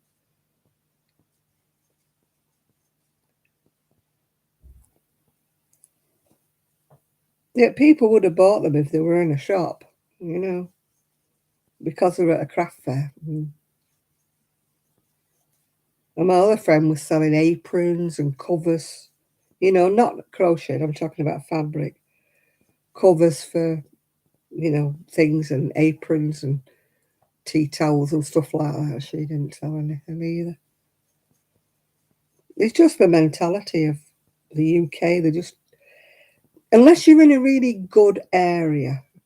If I was in a good area that was like touristy, where people were on holiday and they were very boho, you know, like Brighton or Glastonbury or somewhere like that. Oh, that was a flash. Oh, another flash. Um, you know, I could sell things there, but of course, I live in a very deprived area where nobody has any money. And also, they don't wear the things that I make because then very elderly beige people who live in Fleetwood. I bet if I made a load of beige cardigans, I'd probably sell them.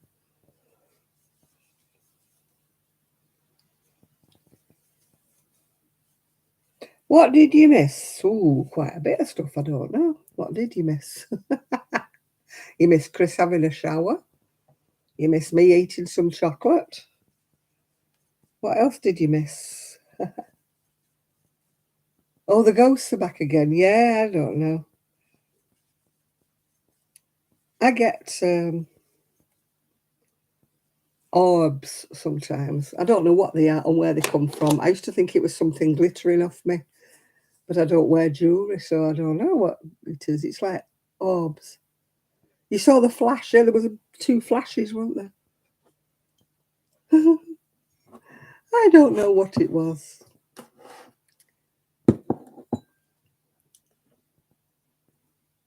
Perhaps it's somebody keeping me company while the dogs are away.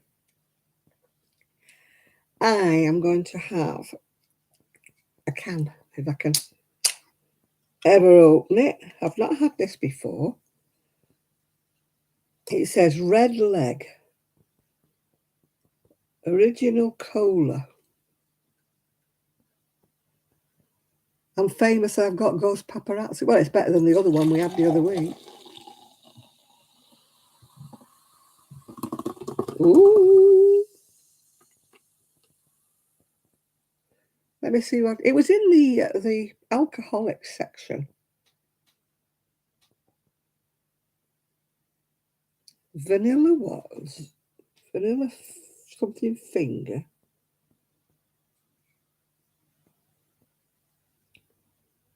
The original cola from Franklin. Red leg. I'm sure it must have some alcohol in it because it was in the alcoholic section, but I've never actually seen it or heard of it before. What other one there were? Oh, that one that kept saying Boogly's always win or something. Moogly's always win or something. Some idiot that was on.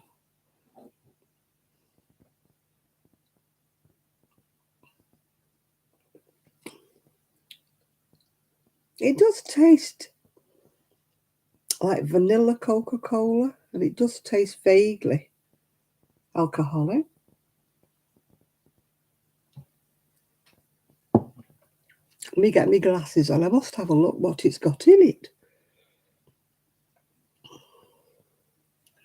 Put my glasses on. Let me see. Vanilla and ginger. Oh, spiced rum. That's what it's got in it. Spiced rum. The Caribbean.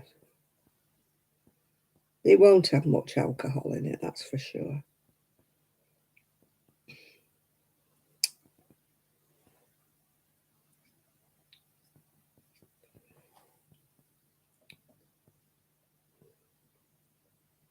It says it's got spiced rum in it, but I think they waved it over the edge of it. You can tell there's a flavour of it, but oh, it says it's 5% volume. So I don't know. I've never heard of it before. Red leg. Anybody? It's Caribbean.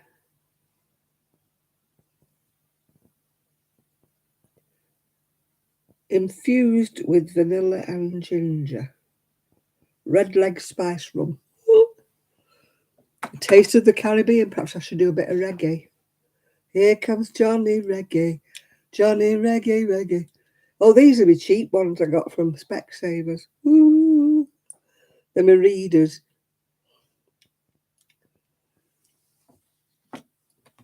The real ones, if you know what I mean, the ones I'm supposed to wear for distance, I can't see a tap through them. These are supposed to be Kylie Minogue, although I'm sure she's never even seen them, and I can't see a tap through these. And they shine, and they what's it, and the lights shine on them, so that's why I never wear them. The best thing about them is the case, which Rosie chewed the first one up. I had to buy another one. They're my readers. I think they cost me about £15 plus, and then I had to pay for the lenses. Yeah, these are my readers. I don't like wearing glasses. Oh, I really hate wearing glasses. They rest behind my ears and they make me feel sick. And that's not just me being vain or anything like that. I've got this condition that if anything rests behind my ears, it makes me feel really, really ill. You know, I can only wear them for the certain. I prefer wearing my sunglasses, to be quite truthful. Yeah. Oh, these are a pair I had when I was in Prestwich. I think these are walking about glasses, or maybe they're readers, I don't know. I had a lovely pair of pink ones, no, pinky purpley ones, but they broke. They don't make glasses like they used to, do they? I mean, at one time you had glasses for years, didn't you? You just had new lenses put in. But now you pay a fortune like for these designer glasses and they don't last 2 minutes.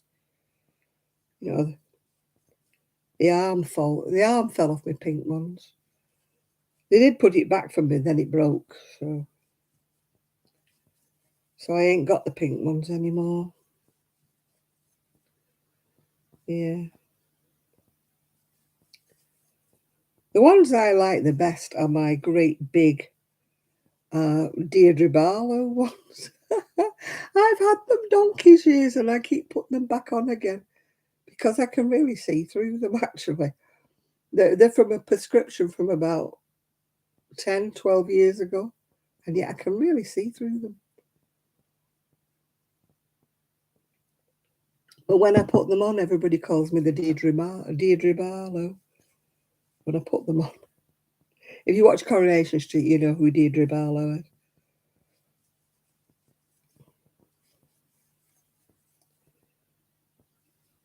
Oh, I used to watch a lady. What's she called? She knits a lot of toys and stuff, and she wears these massive, massive glasses. Cats, something or other she's called. Cats, I think. Something to do with cats. She does a lot of tapestries and she does a lot of amigurumis. And she wears these enormous glasses. She's got grey long hair. Can't think of her name now.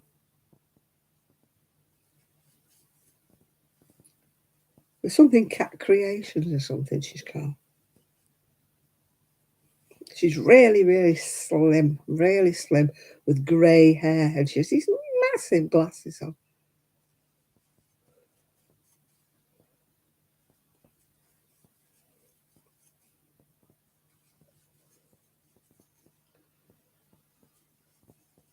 I think I upset one young lass. She comes on and she does a lot of videos, and she's got this whopping big microphone that she sticks in front of her face. And she's talking away there. It's massive, this microphone. And everybody's like saying this, that, and the other, or whatever.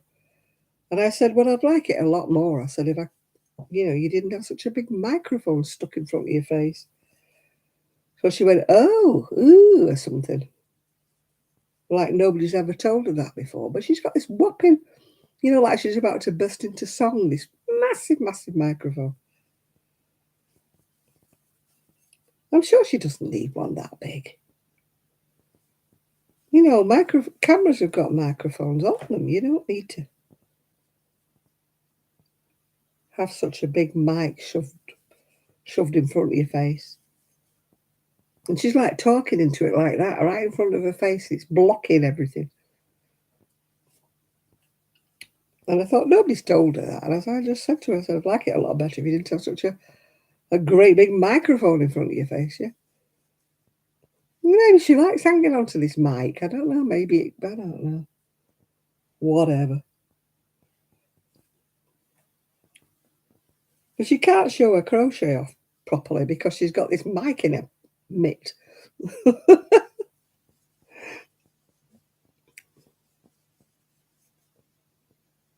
Maybe she does like it. Maybe she likes having this whopping microphone there.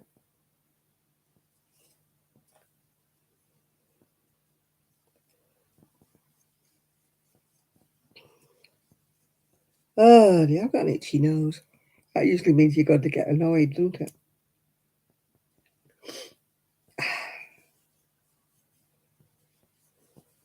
Who am I going to get annoyed with? I'm not knitting. I gave up the knitting. I'm crocheting the same thing I was knitting last week. I'm making a sweater. I couldn't get on with that knitting. It was too slow. Plus the fact the pattern had rings all around it. She did give me a refund for that pattern, but she's still selling it. Biro rings round every side. Come on, that's not right. And then she sent me a voucher for 15% off any more of her patterns. And I'm like, no, I don't really want to buy any more from you now, just in case there's biro rings round anything else. Somebody else had told her about it. But obviously it's in one ear and out the other, because I told her about it. She gave me a refund, but she still got the pattern for sale on Etsy. And I'm like, no, take it away. People don't want to pay one. I know it's only £1.60 or something, but people don't want to pay £1.60 for a pattern which had all things written in the margin as well. And I'm sorry, but you don't want to buy anything like that. I mean, you're using your own ink. Did I freeze? Ooh. You're using your own ink, aren't you, to print it out, because she only sends you a PDF. So it's more than 160, and it's 160 plus the cost of your ink and your paper to print it out.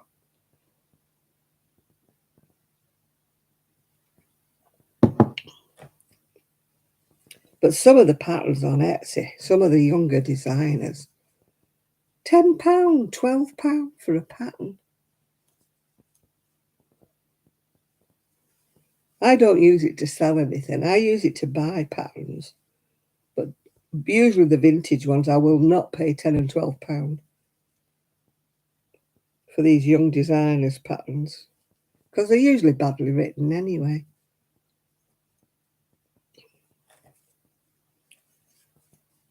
The one-hit wonders that are climbing up they've got millions of subscribers, and yet their patterns are really written very, very poorly. And yet they're asking £10 and £12 for them.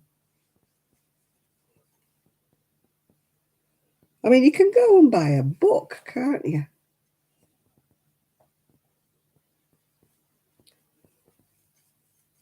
If you go on Amazon, you can buy a crochet book for about £15. Or if you buy it second hand, you can buy one for about £5. So why would you go and pay £10 for a badly written crochet pattern when you can get a whole book full for 15 quid, or even less if you buy it second hand?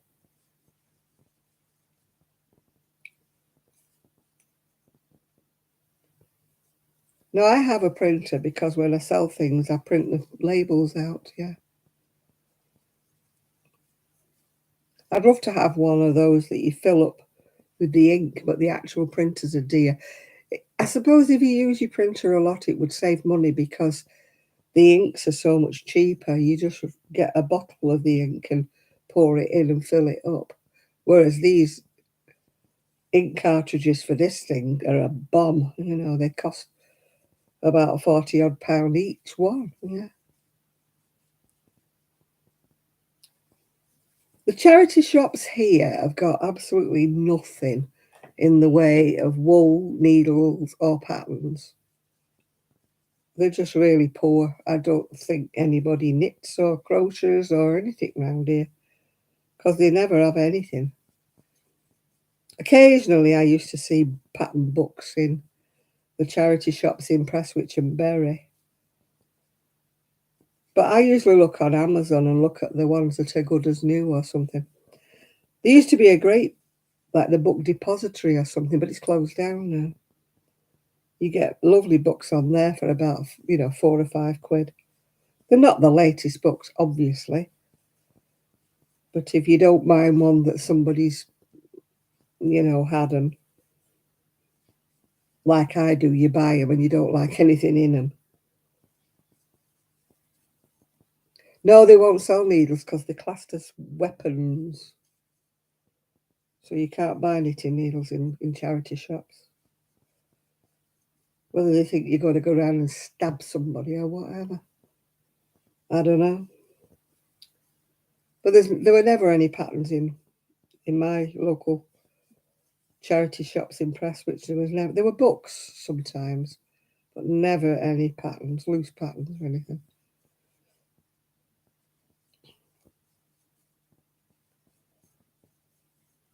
Our charity shops are not like the thrift shops in America. They're just not.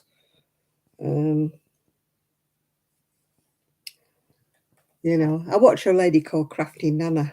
It's Nana, Crafty Nana, and she goes around charity shops buying some gorgeous clothes.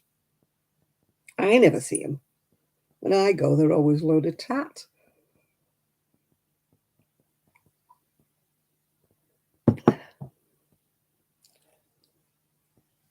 But she does go to some nice places. To get nice things in charity shops, you've got to go to um, more upmarket towns, you know.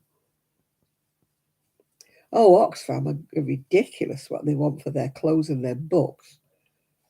Oxfam online is ridiculous.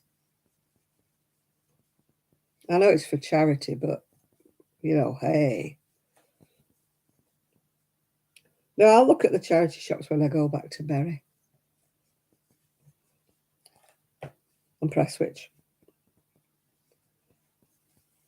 I might just find some clothes. You never know. You look. I have more luck with eBay. I never have any luck with Vinted because Vinted never has anything I like.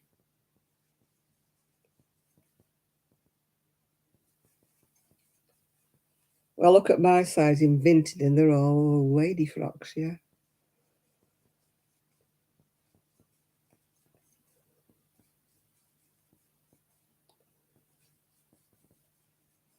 I looked at some Indigo Moon jackets and things, but there was nothing under about 50 quid. I thought, I'm not paying 50 quid for a second-hand Indigo Moon jacket. There were lots of cheaper ones, but not my size, extra small, stuff like that. When you get to my size, they suddenly start asking, and a lot of them are from America, which was like $59, and then about $50 to send them.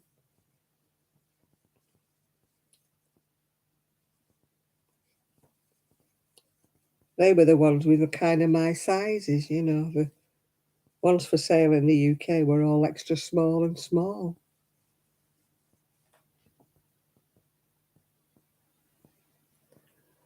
No, I've not bought anything off Vinted.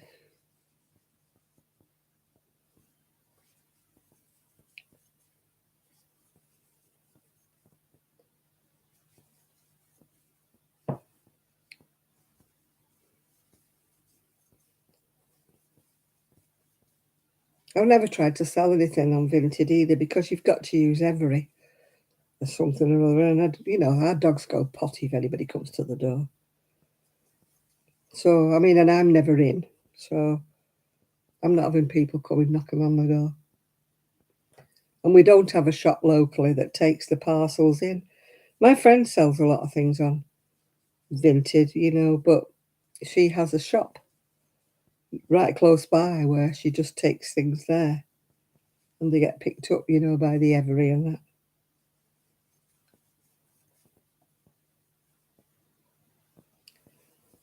That's why I don't use Vinted.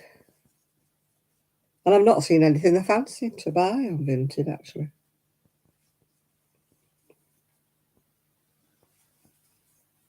You know, a friend of mine, she buys quite a few bits, but she's not my size, you see. You know, if you're size 14s or 16s or something, maybe there's things for you on there. But if you're my size, then shapeless frocks. I've just got rid of a load of shapeless frocks.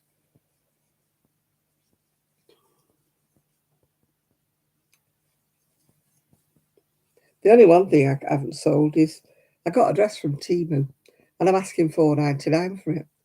There's another dress on eBay, the same, and they're asking a tenner for it and they've got a bid on theirs. And I'm like, huh? I've got the same thing, same size advertised for $4.99 and they've got one advertised for a tenner and it's got a bid on it.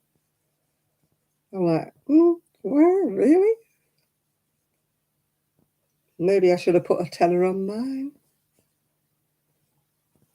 I only sold all my dresses. They all sold for about $4.99 each or something. And you think I paid £20 for them off Shein. So I didn't exactly make any money on them. But they were better than nothing, I suppose. I'm not one of these people who buys things for 2 quid and sells it for 10, you know. I'm the opposite way around. I buy things for 20 and sell it for 2.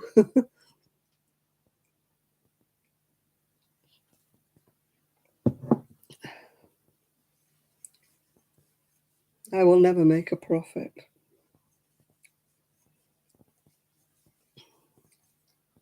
It's the same with me wool.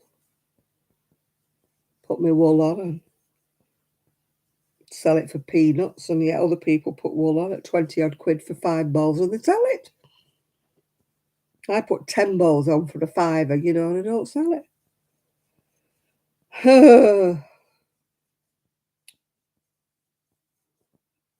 I'm never going to be an entrepreneur, am I? I'm just destined to be poor.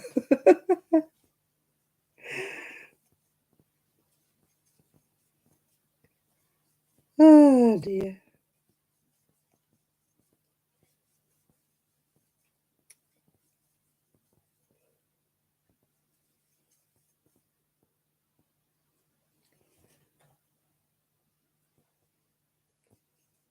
La la la la la la. And I can't do patterns. I can only do what I'm doing. I can't write it down. And I certainly couldn't do different sizes. So there's no chance of me doing any patterns anytime soon. Yeah, thank you, Munchkin.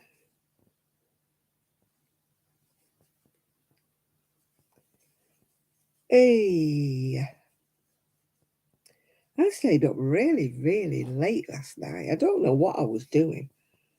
But when I went to bed and I looked at the clock, it was 3:15. I thought, what on earth am I doing? Staying up till 3:15. It wasn't as if I was watching the TV or anything thrilling. The night just got away from me. So, like today, obviously, I'm a bit tired.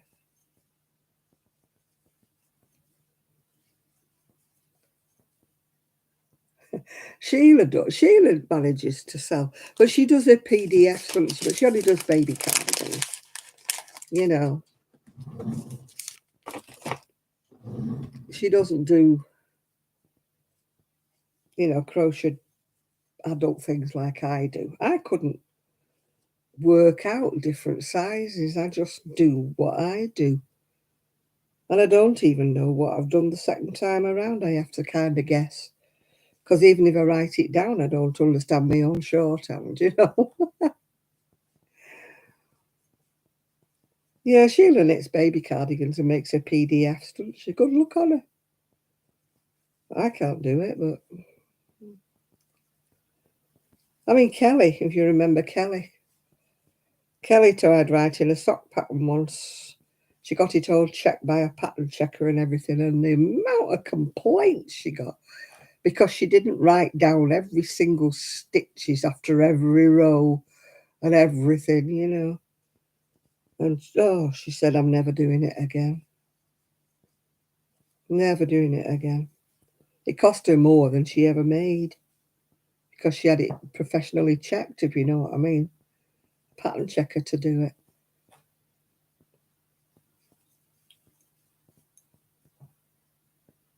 But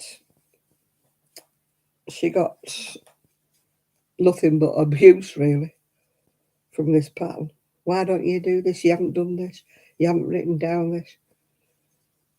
You know, every time she did an increase or a decrease, you haven't written down how many stitches at the end of the row. Oh, for goodness sakes, you know. So she said, never again. I'm not doing it again.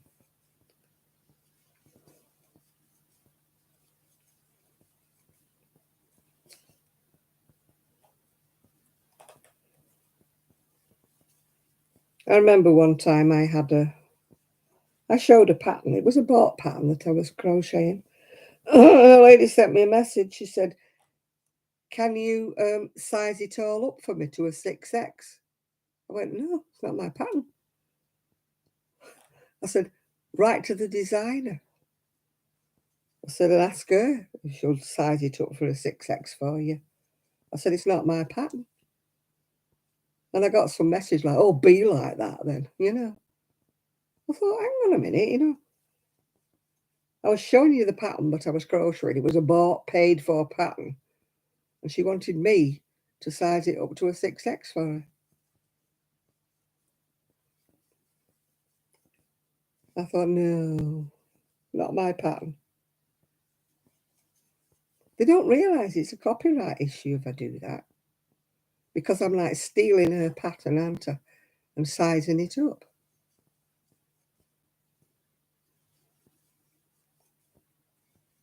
You can't do that this day and age. Some people sell photocopies on Etsy and eBay and that, but I won't because it's copyright and I'm not going to get in bother. I'd be the one that would get stung, taken to court and fined. I'm just lucky that way.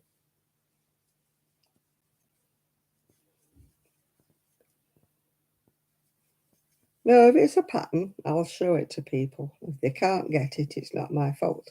If I'm using an old pattern, it's not my fault, is it, if they can't get the pattern? Ravelry was the worst. They just write things like pattern. And I said to one lady, if you want to know what pattern, I said, you could at least have said, which pattern did you use, please? Not just write pattern with an exclamation mark. And she went ranting on and on at me. I thought, well, you're deleted for a starter. You've got no chance. I came off Ravelry for that. I didn't take part in any of the, the like threads or whatever they call them over there. Because I got so fed up with the abuse. Oh my goodness, some of the young uns today, these young ones that have got these followers for about 25,000 and they're selling these patterns and I'm thinking, God, your grandma made that pattern up. You didn't make it up. You just found an old pattern online somewhere that your granny made. You just done it in a different colour and said, look what I have designed. And I'm like, no, you haven't designed that.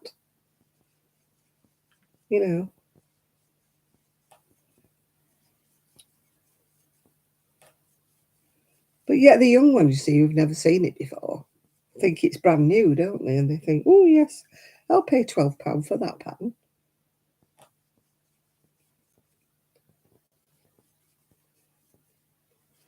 Oh, dear.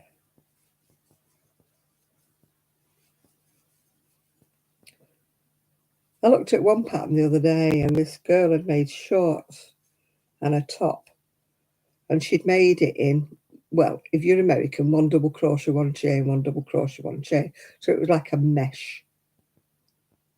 And I'm thinking, you've made shorts like mesh? You'd have to wear your bikini bottoms or knickers or something underneath them. And it was the same with the top. You couldn't really wear your underwear underneath it. You'd have to wear a bikini bottom or shorts or something underneath. And I'm like, why would anybody want to walk around wearing them? And what's with this trend? I've made this sweater. She's lovely. Eh? Your sweater's not a she, love. Your sweater's an it. It's not a she. Isn't she nice? And I'm like, isn't she what? It's a sweater. It's a cardigan. It's not a she.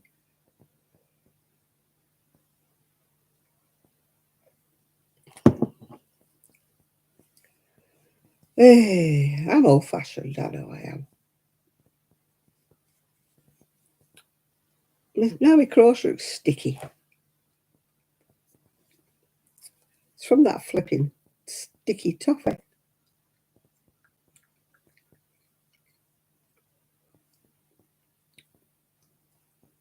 Sticky. Oh.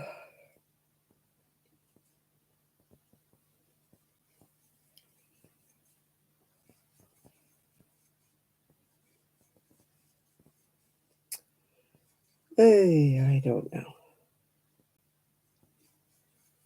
Yeah, they do tweak it. I got a crochet magazine the other day and I looked on eBay and this person has obviously photocopied or ripped out every page that's in it and selling them all for £2.50 plus the postage. And I'm like, the magazine was a tenner. She's obviously trying to make £20 out of a £10 magazine. I didn't think it was legal to rip out pages. The dogs are in the Lake District with their mum and dad. That's why it's so peaceful. They've got in the camper van. So there's no barky tonight.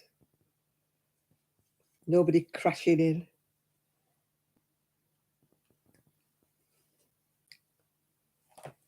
My son said, that's why we got the camper van, so we could go away more often at the weekend. And I'm like, yeah.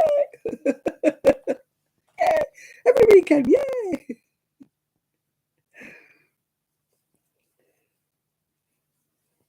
I love being on my own.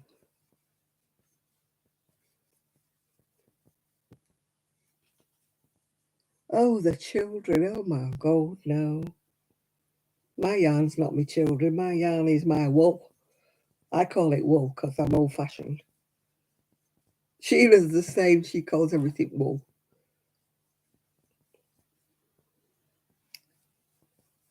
It's acrylic wool.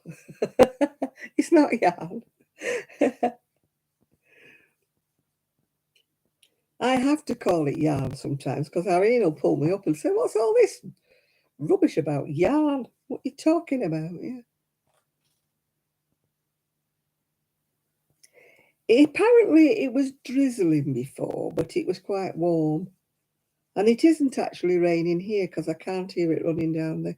I've got the door open, not the main door. I've got the door open to the hall, and there's a drain pipe just outside the front door. And if it rains, I can hear it. But it's not, so it mustn't be raining at the minute. It must be stopped. It's been raining all day on and off.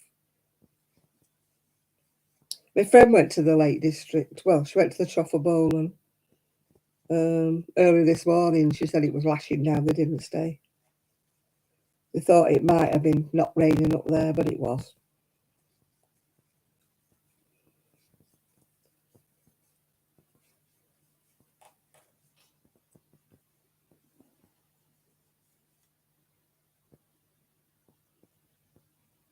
No, you're right there. It's blatant theft. If I was to do it, Chris, I'd be the one who got caught. I'd be the one who got done for copyright. That's why I won't do it, you know. When I was on Ravelry, the number of people who wanted me to photocopy things and send them to them, and I'm like, no, can't do it. And they're going, why are you being mean? And I'm going, I'm not being mean. I'm just protecting myself.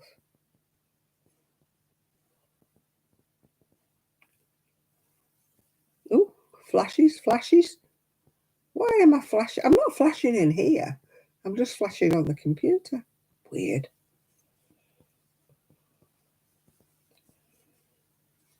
Yeah, and when people say, you know, which is a vintage pattern that you're using, I always say, go look on Etsy. Because you're bound to find it on Etsy. You can find anything you like on Etsy. Provided you don't mind having a PDF and printing it out yourself, yeah.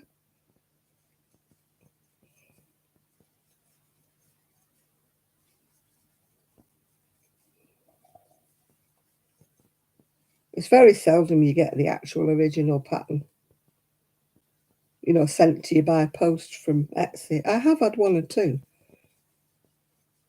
original patterns sent to me. Yeah, getting the flashings on the computer. It's not flashing in the house here.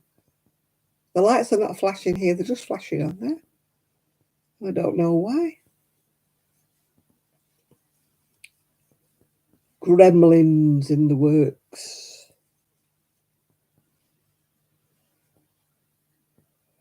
I've got gremlins.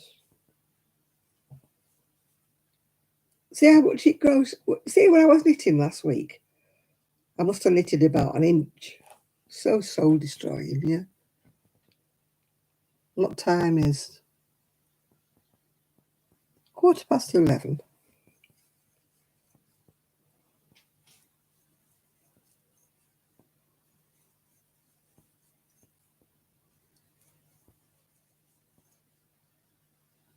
Yeah, but I mean, a lot of them that are on there, they actually belong to like Serda, and they're quite modern patterns. They're not old patterns at all. A lot of them are copied from magazines and that. So, I mean, they are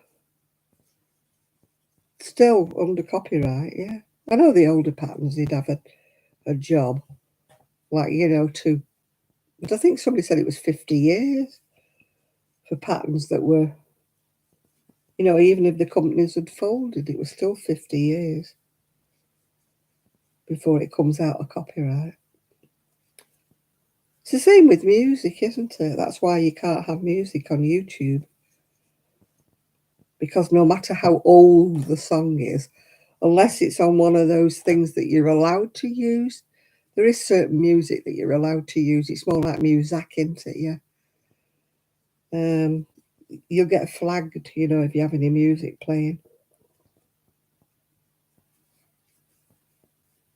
I mean, Tracy got flagged for music, and yet I was watching that live, and I never heard any music on it. And yet, when it was on the playback, there was this music, and she doesn't know to this day where that music came from because she wasn't playing it. Her husband wasn't playing it, and I didn't hear it when I was watching her live. And yet, she had this, I think it was Coolio or something, playing on her playback. So she got flagged for copyright when she wasn't even playing the music. I got flagged once because I'd done a video on the Fleetwood parade thing. So obviously there was music, wasn't there? As the floats were going past, I got flagged for that, and I got flagged for the carnival in Moss Side, Alexandra Park, because there was music playing on that.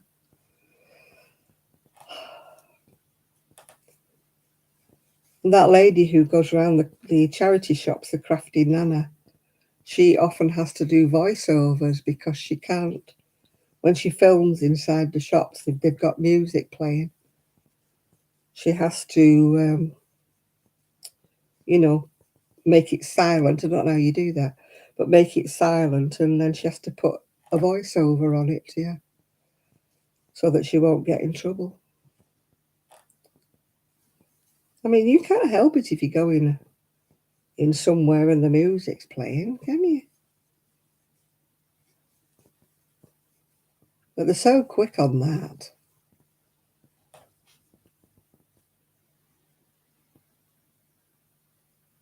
Oh, they do that all the time. They do that all the time, Krista. It's sad, isn't it, that you know, that they do steal, someone's original idea. It's like those bucket hats that are done in squares or whatever, squares are different colours. So many of these young ones have got videos like claiming it's theirs, and doing tutorials of it, claiming it's their hat. And I'm like, God, there's about 12, 14 people at least claiming that it's their hat.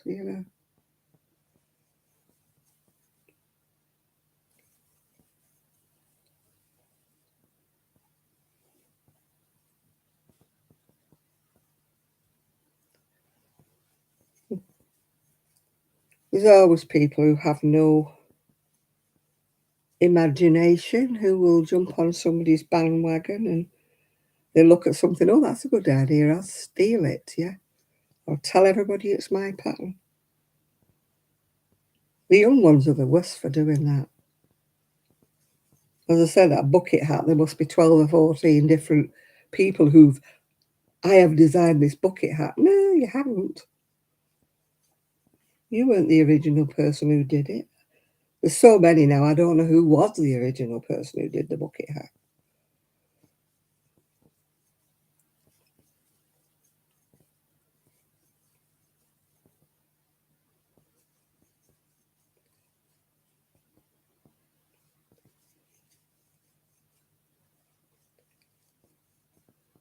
The only person I've ever known who fought it was like Disney, and people were doing those Yoda, and they're still doing them, those baby Yodas. I think it was Disney who clamped down and said, you haven't got to use Yoda.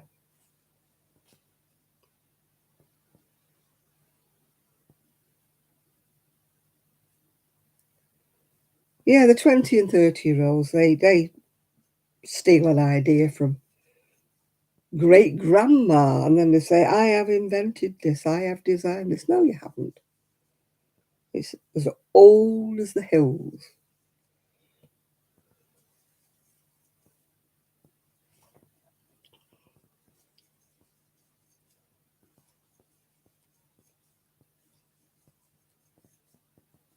Then they call themselves designers. Obviously, designers with a very small d. I mean, I make all these things up, but I don't call myself a crochet designer.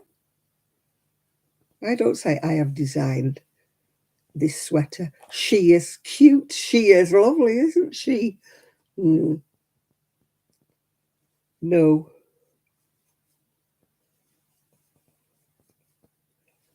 No, she's not.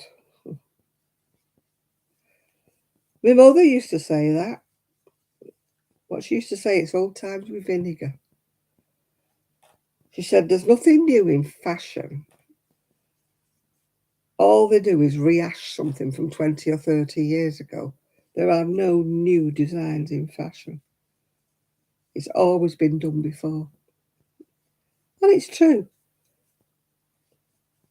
I mean, sometimes the really high-end designers, like Pierre Cardin and whatever, they do occasionally come up with something that is really unusual and really unique. But it's not very often, is it? Let's face it. Oh, yeah. Oh, God, cute. That gets on my nerves, that. Isn't it cute? Isn't it cute? I've made this, isn't it cute? I'm like, think of another adjective, darling. You said cute about 49 times in this video.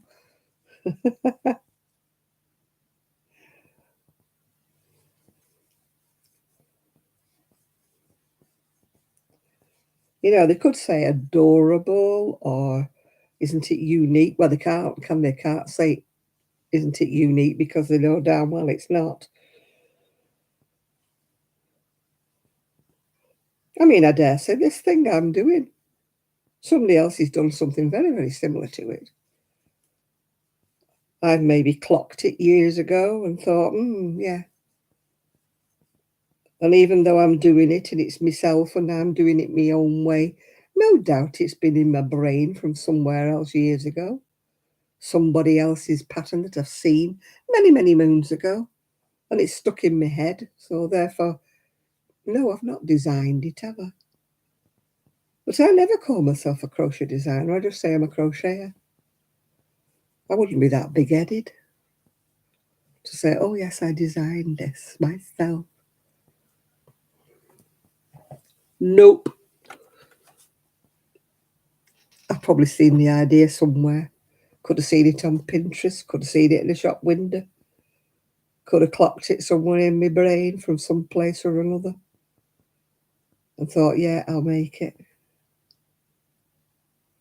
Yeah, I made it with one of my yarn babies. Yeah, isn't she lovely?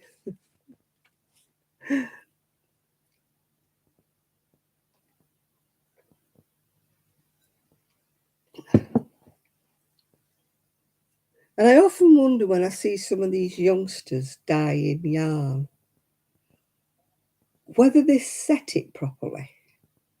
Whether it's when you wash it, it's going to go paler and fade or whatever because they haven't put everything in that they're supposed to. I mean, I know quite a lot of people who dye yarn, and it's quite a lengthy process, really. You've got to boil it up, you've got to do this, you've got to soak it with vinegar, you have to put some setting things in it to make sure that it doesn't bleed out when you wash it and stuff like that.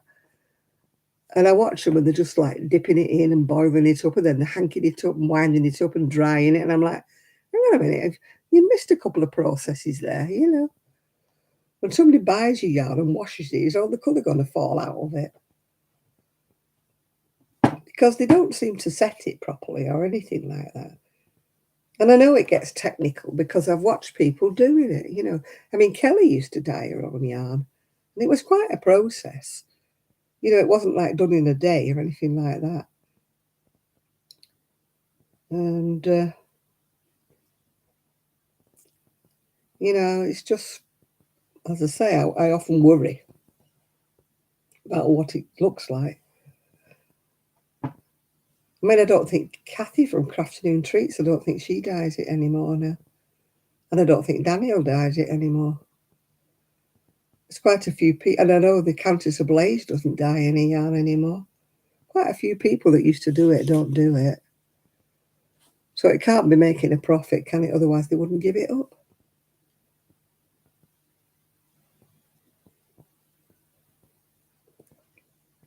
I mean, Countess of Blaze used to have a fantastic shop. You know, her wool was really gorgeous. It was expensive. Well, to me, probably not expensive in the world of hand-dyed, but it was expensive to me who's on a budget, you know.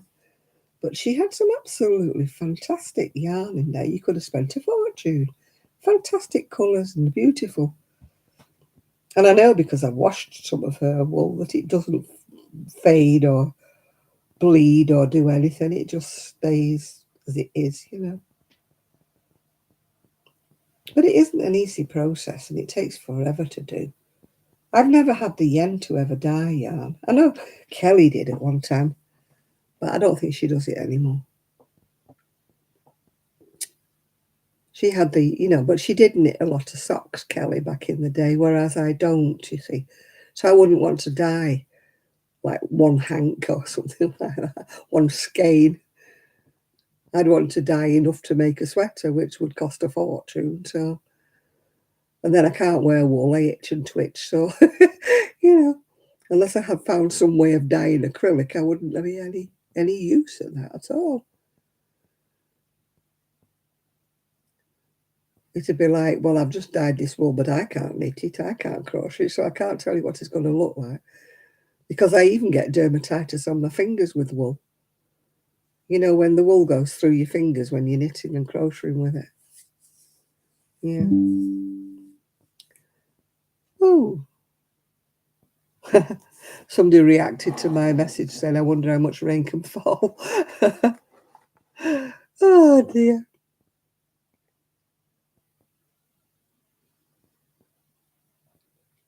One thing that I want to teach myself better, how to do it better, is Tunisian. I want to have a go with that. I've got some lovely Tunisian hooks. And I did learn with Sue. We did sit and watch a DVD, which I haven't got a DVD player. Did sit and watch a DVD. And we did get a couple of stitches that we could do, but of course it's gone out my brain. But I would have to make up a pattern of my own with that because I can't get my tension right in both directions. You know, to follow a pattern. I can get my tension right widthwise, but it's not right lengthwise. If I get it right lengthwise, it's too big widthwise. Whether it's lack of practice or whether it's something I'm not quite doing right. So I gave up because I was obviously trying to use a pattern and didn't work. So I think I would have to be like, oh, what's she called, that lady, that gothy lady with the black eyes and the bright red hair. I think I would have to make a pattern up myself like she does. Yeah. Alt knots. That she must have heard me because she's just put up that she's premiering in 30 minutes. Alt knots. Yeah.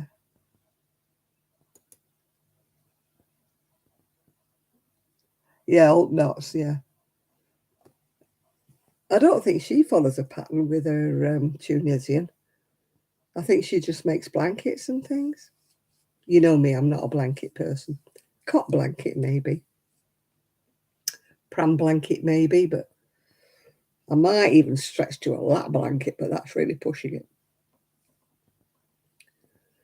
I don't know why I don't have the mentality to do something that wide, rope on rope on rope on rope.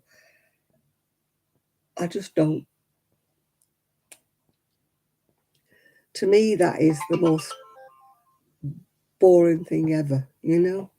I can't, I can't do boring. I have to do colourful. I have to do patterns. I have to do things where I've got shaping. I cannot do it. Oh, it's raining. It's raining again. I can hear it going.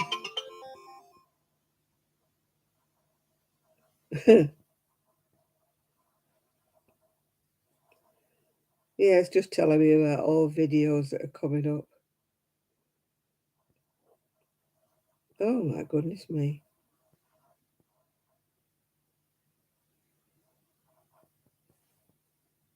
I've no idea.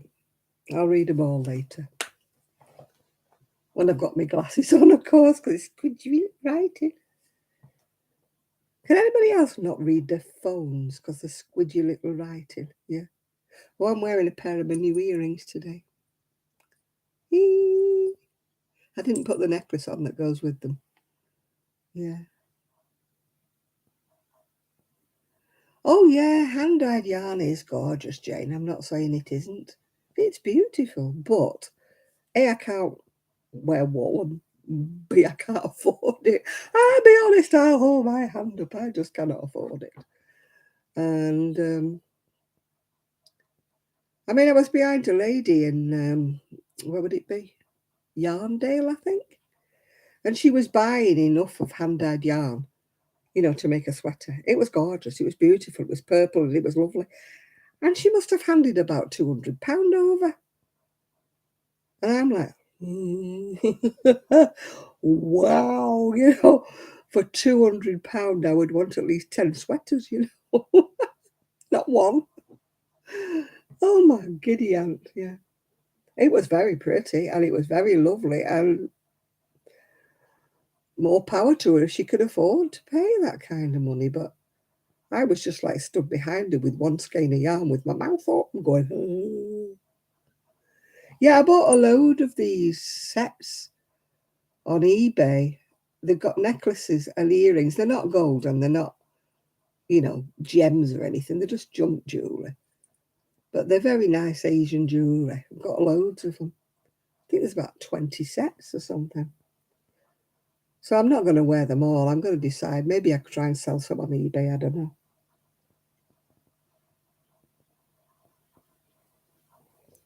Yeah, it's raining hard again. It's raining. It's rushing down the drain spout. Yeah. Incy Wincy Spider climbed up the spout. Down came the rain and washed the spider out. Out came the sun to ride upon the rain. And Incy Wincy Spider crawled back up again. I used to sing that to Ariam. Sing Incy Wincy Spider, mummy.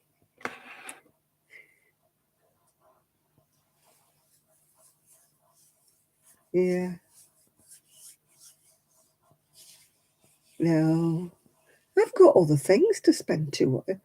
If I had £200 to spare, I wouldn't be buying one lot of yarn. I'd be buying something more useful, something like a new phone, something more tangible.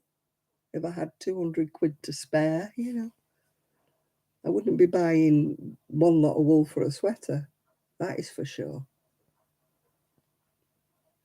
It's the frugal me, the frugality. I think once you've had to budget at times in your life, you cannot get used to just splashing money away.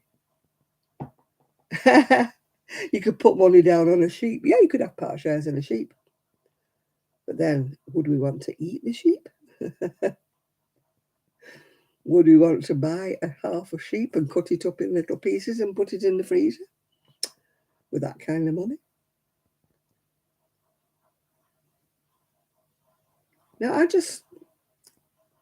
not mean. I'm not tight. I will buy something pretty now and again, but I just cannot pay that kind of money for anything in my life unless it's like I just bought a new, chest freezer that cost almost that. But that is something that is useful. That is something that hopefully will last a few years. It's beneficial to the rest of the family and, it's useful. Yeah. Yeah. I feel so weird. I usually only wear one lot of earrings, I can't wear these long because they'll probably send my ears green or something. But they're, Asian jewelry. It's all kind of like dangly, glittery. I nearly put a necklace on actually, but I had this on already that like sort of went with what I was wearing. But I will wear some of the jewelry, I'm sure it'll please Shad when he comes on, yeah. It's just plastic, I think, and then it's got these like metal rings there. They're separate rings, these. You know me and me junk jewellery. I'm not one for a little dainty gold chain. That's not me at all. I mean, somebody was talking one time about, the crepey skin you get as you get older, around your boobage. And I said, oh, well, I don't bother about it. I just wear a big necklace. And then people are distracted, aren't they, from the crepey boobs. Yeah. That's one way of dealing with it, isn't it? You can't change it, can you? When you get older, you get crepey bits. You just can't help it. You can't help the wrinkles you get or anything like that. It's the face I've got. It's the face I was born with. Well, an older version of the face I was born with. But I'm so terrified anyway of doing anything, Botox or anything like that. I'm just so terrified of doing that. Would I look worse? Well, hardly likely, is it? I'd probably look a bit better. But, I mean, would I look worse if I had surgery or... And I'm such a wimp anyway. I don't want anybody cutting into me. It was bad enough when he had me cataracts done. I went, oh, go away. Don't go near my eyes. Stay away, stay away. So there's no way I'd be going to Turkey, to have my face lifted and my eyes done and my fake teeth and stuff. Oh, dear. I would like nice teeth, but I wouldn't like to go to Turkey or anything like that. They're gone a bit yellow with old age, and a lot of it is the drugs that you take. I don't mean illegal drugs. I mean, the medications that you take for this, that, and the other. It sends your teeth yellow. Yeah. And my teeth are not right after I had them fillings. They're rough and rough as anything. When I get called to the dentist, I'm going to ask for a different dentist. There's a few in that surgery. So I'm going to say, look, can I change dentist? I don't want her again. It's rough as anything and rough behind. It's like having rough teeth.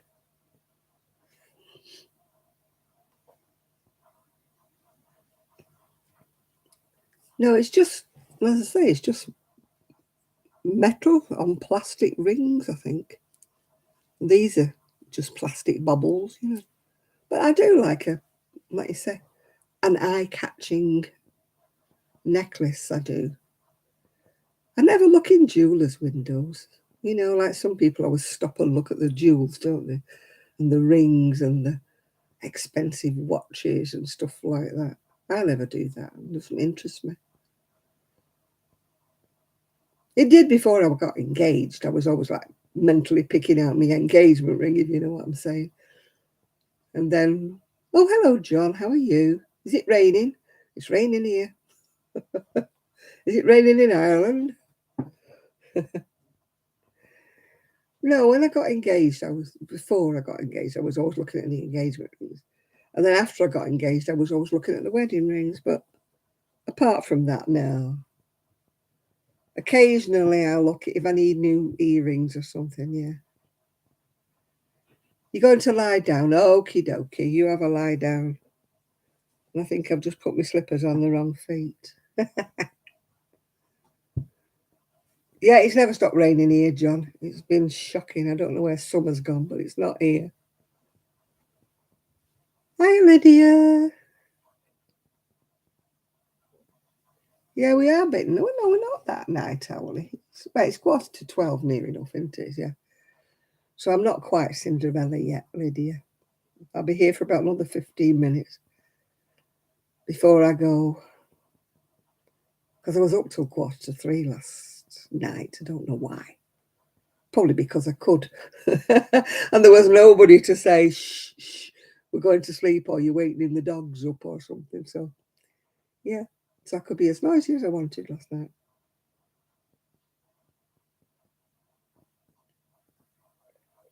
Not that I was, actually. I wasn't that noisy.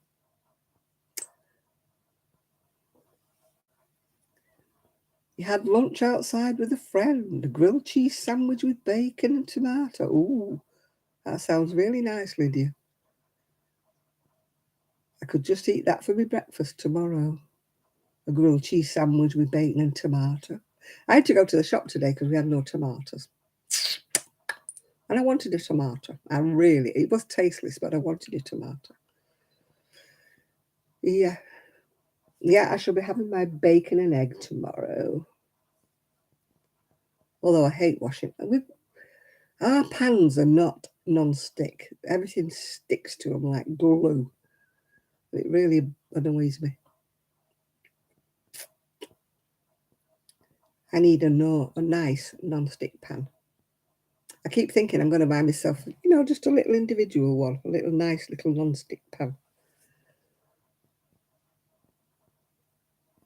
They don't like non-stick with the coatings on. They don't like it, They say, oh, yeah. Yeah. Oh, you're going now, you little Jane. You're going off. You're leaving us. Tiddly bye. Tomato is a fruit. Yeah.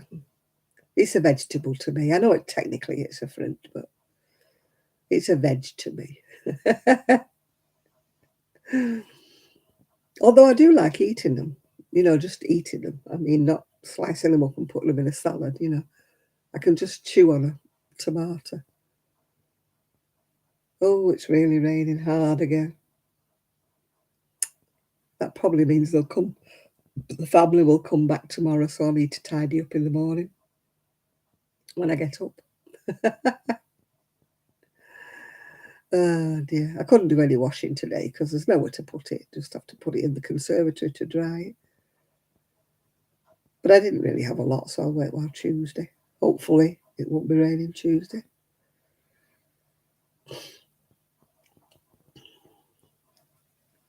And there's nobody in, you see. I can put it in the conservatory to dry it on the dryer, yeah.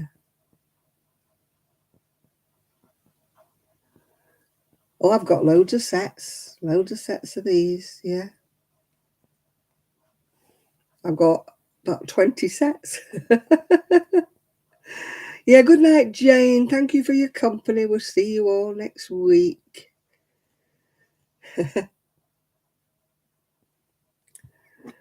Oh, dear. So it's raining in Ireland, is it, John? It's raining all over everywhere, except if you're on the continent, and then you're getting shriveled up. Oh, my niece is in Spain. She's probably getting burnt to a crisp. Yeah, they were from eBay. I got sets of them. They're all in little boxes. I did make a little video with them on. I've got about 20 sets, all different ones, yeah. It must have rained now. That's why it's so green. They always say Ireland's always green, don't they? It's probably the rain. Although up here we should be rusty because it's rained that much lately. We should have rusty coloured hair.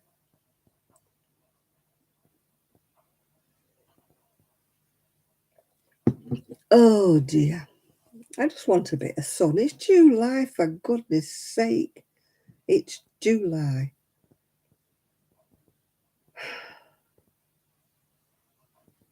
this, whatever it is, this ridge of pressure or something doesn't disappear soon. Yeah, that side of it's getting all the sun, isn't it? You know, the Spain and the France and everywhere's getting all the sun. We're getting all the rain. Let's have a swap round. Yeah, I don't think there's going to be any more sun. It'll be winter before we know it. We'll all be in sweaters again. I mean, you're not supposed to be wearing a cardigan over your summer dress in July, are you? You know, you're supposed to be wearing a summer dress and be, really, really whatever. Yeah. You're lucky for the rain. Oh, dear. I don't call it lucky. The Atlantic current Gulf Stream. That's what they keep saying when you watch the weather report. They keep saying, but there's this. And they point it out and they say, this side's really hot and whatever. And this side, no, we've got the cold. I mean, when I go out, I've got my big jacket on. You shouldn't have to be wearing a big jacket in July. But it's cold on that flipping scooter. The wind comes whipping off that sea. And it's flipping cold, you know. I should be going down the seafront wearing my sleeveless dresses, not muffled up with a great big quilted jacket on. I'm trying not to wear a hat, because I really want to put a hat on because it's cold. But you're thinking, no, it's July, don't be silly, don't be wearing a woolly hat. And my ears are going, put your hat on, put your hat on, put your hat on, quick. Maybe I should wear that bandana thing, that looks like I'm going to mop the floor. Maybe I should wear that instead. At least it might keep my ears warm. Even though I do look like Mrs. Mop. I look like one of the Land Army girls. Or I'm on my way to the mill. My aunts and my mum and everybody used to wear them. I can't get over that. Because they wore them to keep the cotton out the hair. They used to tie the hair up like in a, like the Land Army girls in this,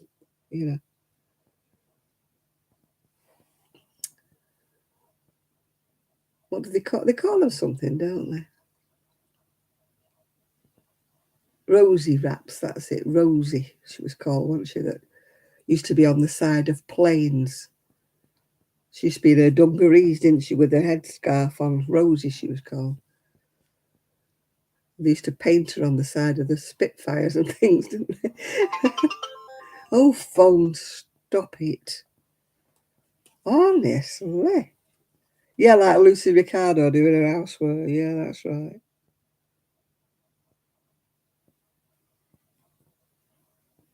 Oh, gosh, Shoddy knows. Catch up with this, catch up with that. I'll catch up with that when I'm in bed. Can't be bothered trying to look at it now without my glasses on. Rosie the Riveter, that's the one where she used to be there with her dungarees on, didn't she? Yeah. I watch Alternative Aging on a Sunday, and she manages to look so glamorous when she's wearing them. Yeah. Oh, you're leaving us now, Yolanda? Well, I'll be going actually in about 10 minutes because I usually like to go about midnight. Like Cinderella, casting my shoes as I run. But there's no Prince Charming ever picks up my shoes.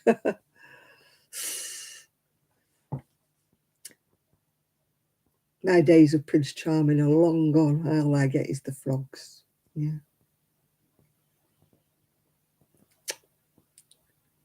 I mean, I look at 70-odd-year-old men and I think, oh my God, they're so old. I wouldn't want to date any of them. But then they're probably looking at me saying, oh God, she's a 70-odd-year-old woman. Look at her with her wrinkles and that. 70-year-old men think they can pull a 20-year-old, don't they? They've still got that mentality in their head that they're gorgeous and they're glamorous and that they can pull a 20-year-old woman. Oh, you've got BritBox. I don't have anything like that. I've only got the Freeview. We haven't got Netflix, BritBox, stuff like that. I watch things on YouTube or I watch things on catch up, you know. What is he a bit like, what's she called? Oh, Miriam Margolyes or Margolyes, whatever she's called. She can swear for England. Oh dear, can she swear? You know, she's on a lot of chat shows, and I'm sure the chat show hosts are like going, oh, what's she going to say next? She's going to swear.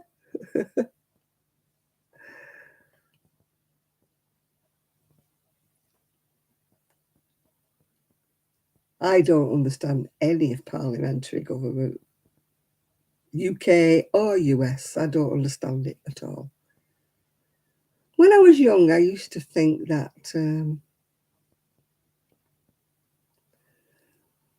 yeah, well, they still think they can. They don't pull them. They just think they can. Yeah, they think they can get a 20-year-old girl when they're 70. Unless they're a millionaire, they've got no chance. If you're a millionaire, you can pull whatever you want, can't you? You know, if you're an old wrinkly, but you're a millionaire.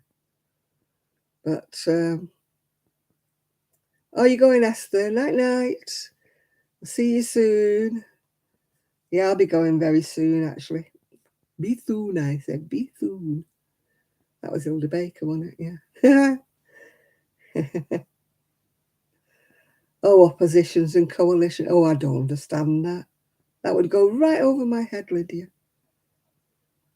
When I was younger, I used to take interest in politics because I used to actually be stupid enough to think that my vote actually mattered and made a difference. But the older I've got, I think, no way. Yeah.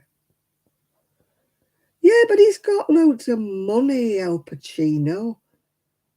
If he was Joe Bloggs from up the street, he wouldn't get a 29-year-old. Yeah. Nobody would want to know. You know, if he was living around the corner on in a council flat, nobody would want to know him then. Yeah, it's like Mick Jagger. I mean, who the heck would want Mick Jagger if he was living in your street? Yet look at him. Yeah, yeah. I mean, I'm 77 and I wouldn't fancy Mick Jagger, and he's only 80 something, but to me, he's like an old man. So it's got to be money, hasn't it, where they go with you? I mean, the kids are never going to see them. They're never going to see the kids grown up. They're going to be dead. They're going to be dead before the kids are in high school, aren't they? You know. So unless they leave lots of money to look after them, I mean, the wife will probably get remarried again, and you know, whatever. Yeah. I mean, an 80-year-old woman with a 27-year-old man, and everybody be going, oh, I mean, Madonna's bad enough, isn't she? I mean, she wouldn't get the men that she gets if she was living around the corner. You know, she was on, what do you call it, credit, universal credit. She wouldn't get any 27-year-old men running after her, would she?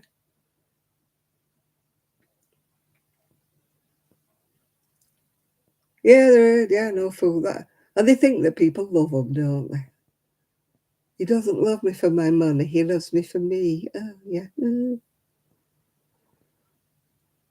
Unless you have a prenup, you know, don't bother getting married to them, dear. Otherwise, you will find out what they're like. It'll be bye-bye, dear. I've got half your money now. I'm going. Oh, dear. I have no money, so nobody's going to want me for my money. I've got an out to attract, you know. I've got no worm on my hook. Can't attract anything at the moment. I don't want to anyway. Hello, Easton. You're just coming on when I'm going again. You've got this knack, haven't you? Yeah.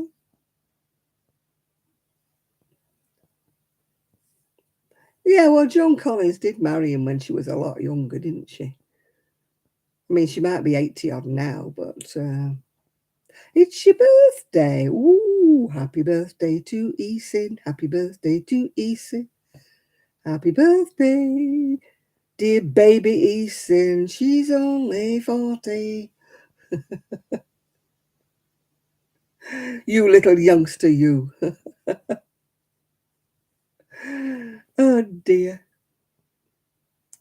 You're down with the young kids, aren't you? Down with Nathan and Chris and everybody. You're with the youngsters, not with the oldsters like me. Oh dear. You're still young enough to be able to blow the candles out without having to call the fire brigade, aren't you? Oh dear. It's very hot in here. What, hot in where you live in, Magali? Yeah. It's not hot here, it's raining. It'd put anybody's fire out, it'd put your candles out easy. Because it's raining. Well, I hope you're having a good day. Yeah. Hope you're having a good day, Ethan, yeah. I can just about remember when I was 40. I had a party. And I was wearing a pink all-in-one jumpsuit because that was the fashion back then. All-in-one jumpsuit. Which is great until he wanted to go to the loo. And he had to take everything off, yeah. So I can remember, that's all I can remember about my 40th birthday. And we had a party. But I didn't get drunk or anything because I had to do the catering and everything. Threw my own party, you know, it's not very much good when you have to throw your own party, is it? So I threw my own party because nobody else would have done. And I was wearing this shocking pink jumpsuit. I think I've got a photograph somewhere of me wearing it, but I don't know where it is. Yeah. That's when I made a decision that my husband had to go. I can always remember thinking, I'm 40 now. Do I really want to spend the rest of my life with him? No. It took me a long while after my 40th birthday to actually get rid of him, but that was when I made my mind up. I looked at him across the room and thought, no.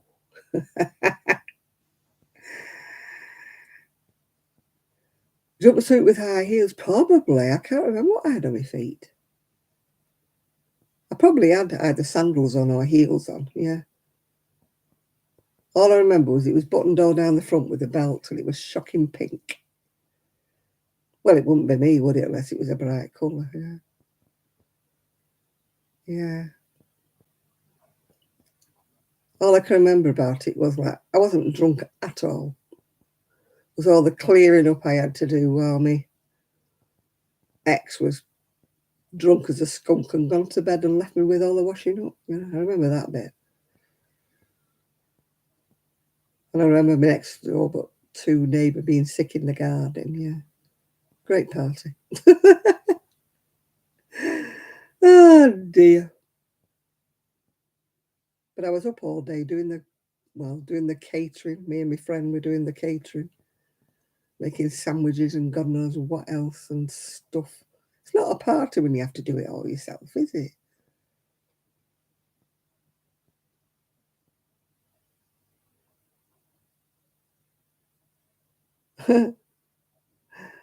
Yeah. I always remember that jumpsuit. It was a nightmare. You had to unbutton it all the way down to take it off to go to the toilet, yeah. Not a very good invention, jumpsuit. Oh dear, they should make them like, Grandad Clampett, shouldn't they, with like a flap, so you could unbutton it and go to the loo.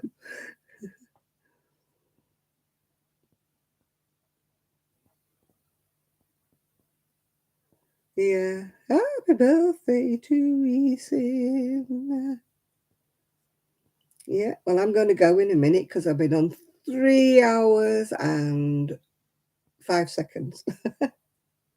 Yeah, I could have a drop seat, couldn't you, where you unbuttoned it and drop it down like a flap, like they used to have in the long johns of old, yeah.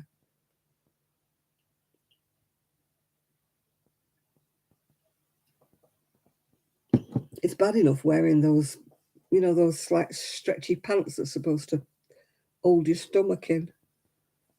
What do they call them? You ever tried peeling them off when you're in a rush?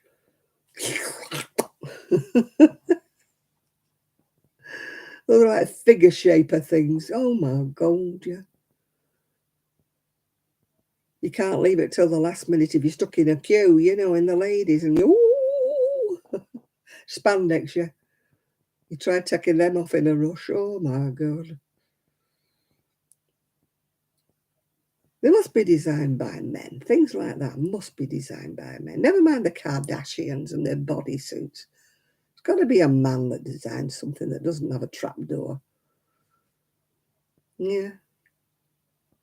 Yeah, Spanx and stuff, yeah. You wouldn't get a fella wearing them, would you? Well, unless he was a film star and he had to hold his belly in with the corset, you know. You watch some of them, don't you, these old-fashioned fellas, and you know damn well they've got a corset on because they can't walk properly, though.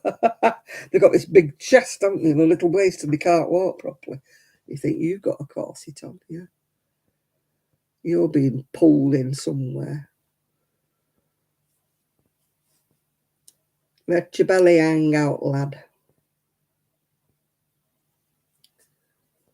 I gave up wearing Spanxy things years ago. I can't be bothered. Yeah. I'm not that vain. No, I'm not that vain. And my belly's not that big anyway, so I don't bother about letting it all hang out. If your belly's that big, you should go on a diet anyway. You know, don't try to resort to Spanx because all you do is get a big bust and fat knees, don't you? It's got to go somewhere, hasn't it? You can't squash it in. It's got to bulge out someplace, hasn't it? You know. No, I haven't worn tights, pantyhose. Well, I wear the thick ones in the winter. But I haven't worn, like, you know, the ordinary see-through ones on them since I left work. I gave them up. I think I wore a pair to my niece's wedding. Yeah. I think I wore a pair then. But I don't possess any now. I've got the thick tights, you know, you wear in the winter. Sort of, well, they're not woolly, are they? But you know what I mean. The thick lycra nylon-y stretchy things. More like leggings, aren't they, really?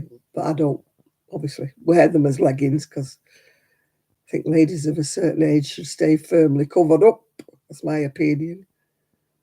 You know, not wear tight leggings where you can count the hairs on your legs, you know. Not a pretty sight, yeah. Yeah. Anyway, peoples, I am going to go and try to get some sleep because I know I've got to tidy up before tomorrow comes, yeah. I miss Sue. I've rung her 3 times. She'd never answer me phone calls or gad about. She's obviously got a better social life than me, yeah. You've got to find your glasses. I won't bother, Dawn, because I'm going now. I'll say good evening and goodbye to you, Dawn, because I'm going now. Bye, Nathan. Bye, everybody.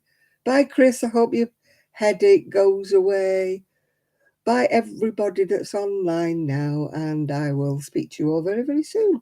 And thank you all for your company. Bye for now.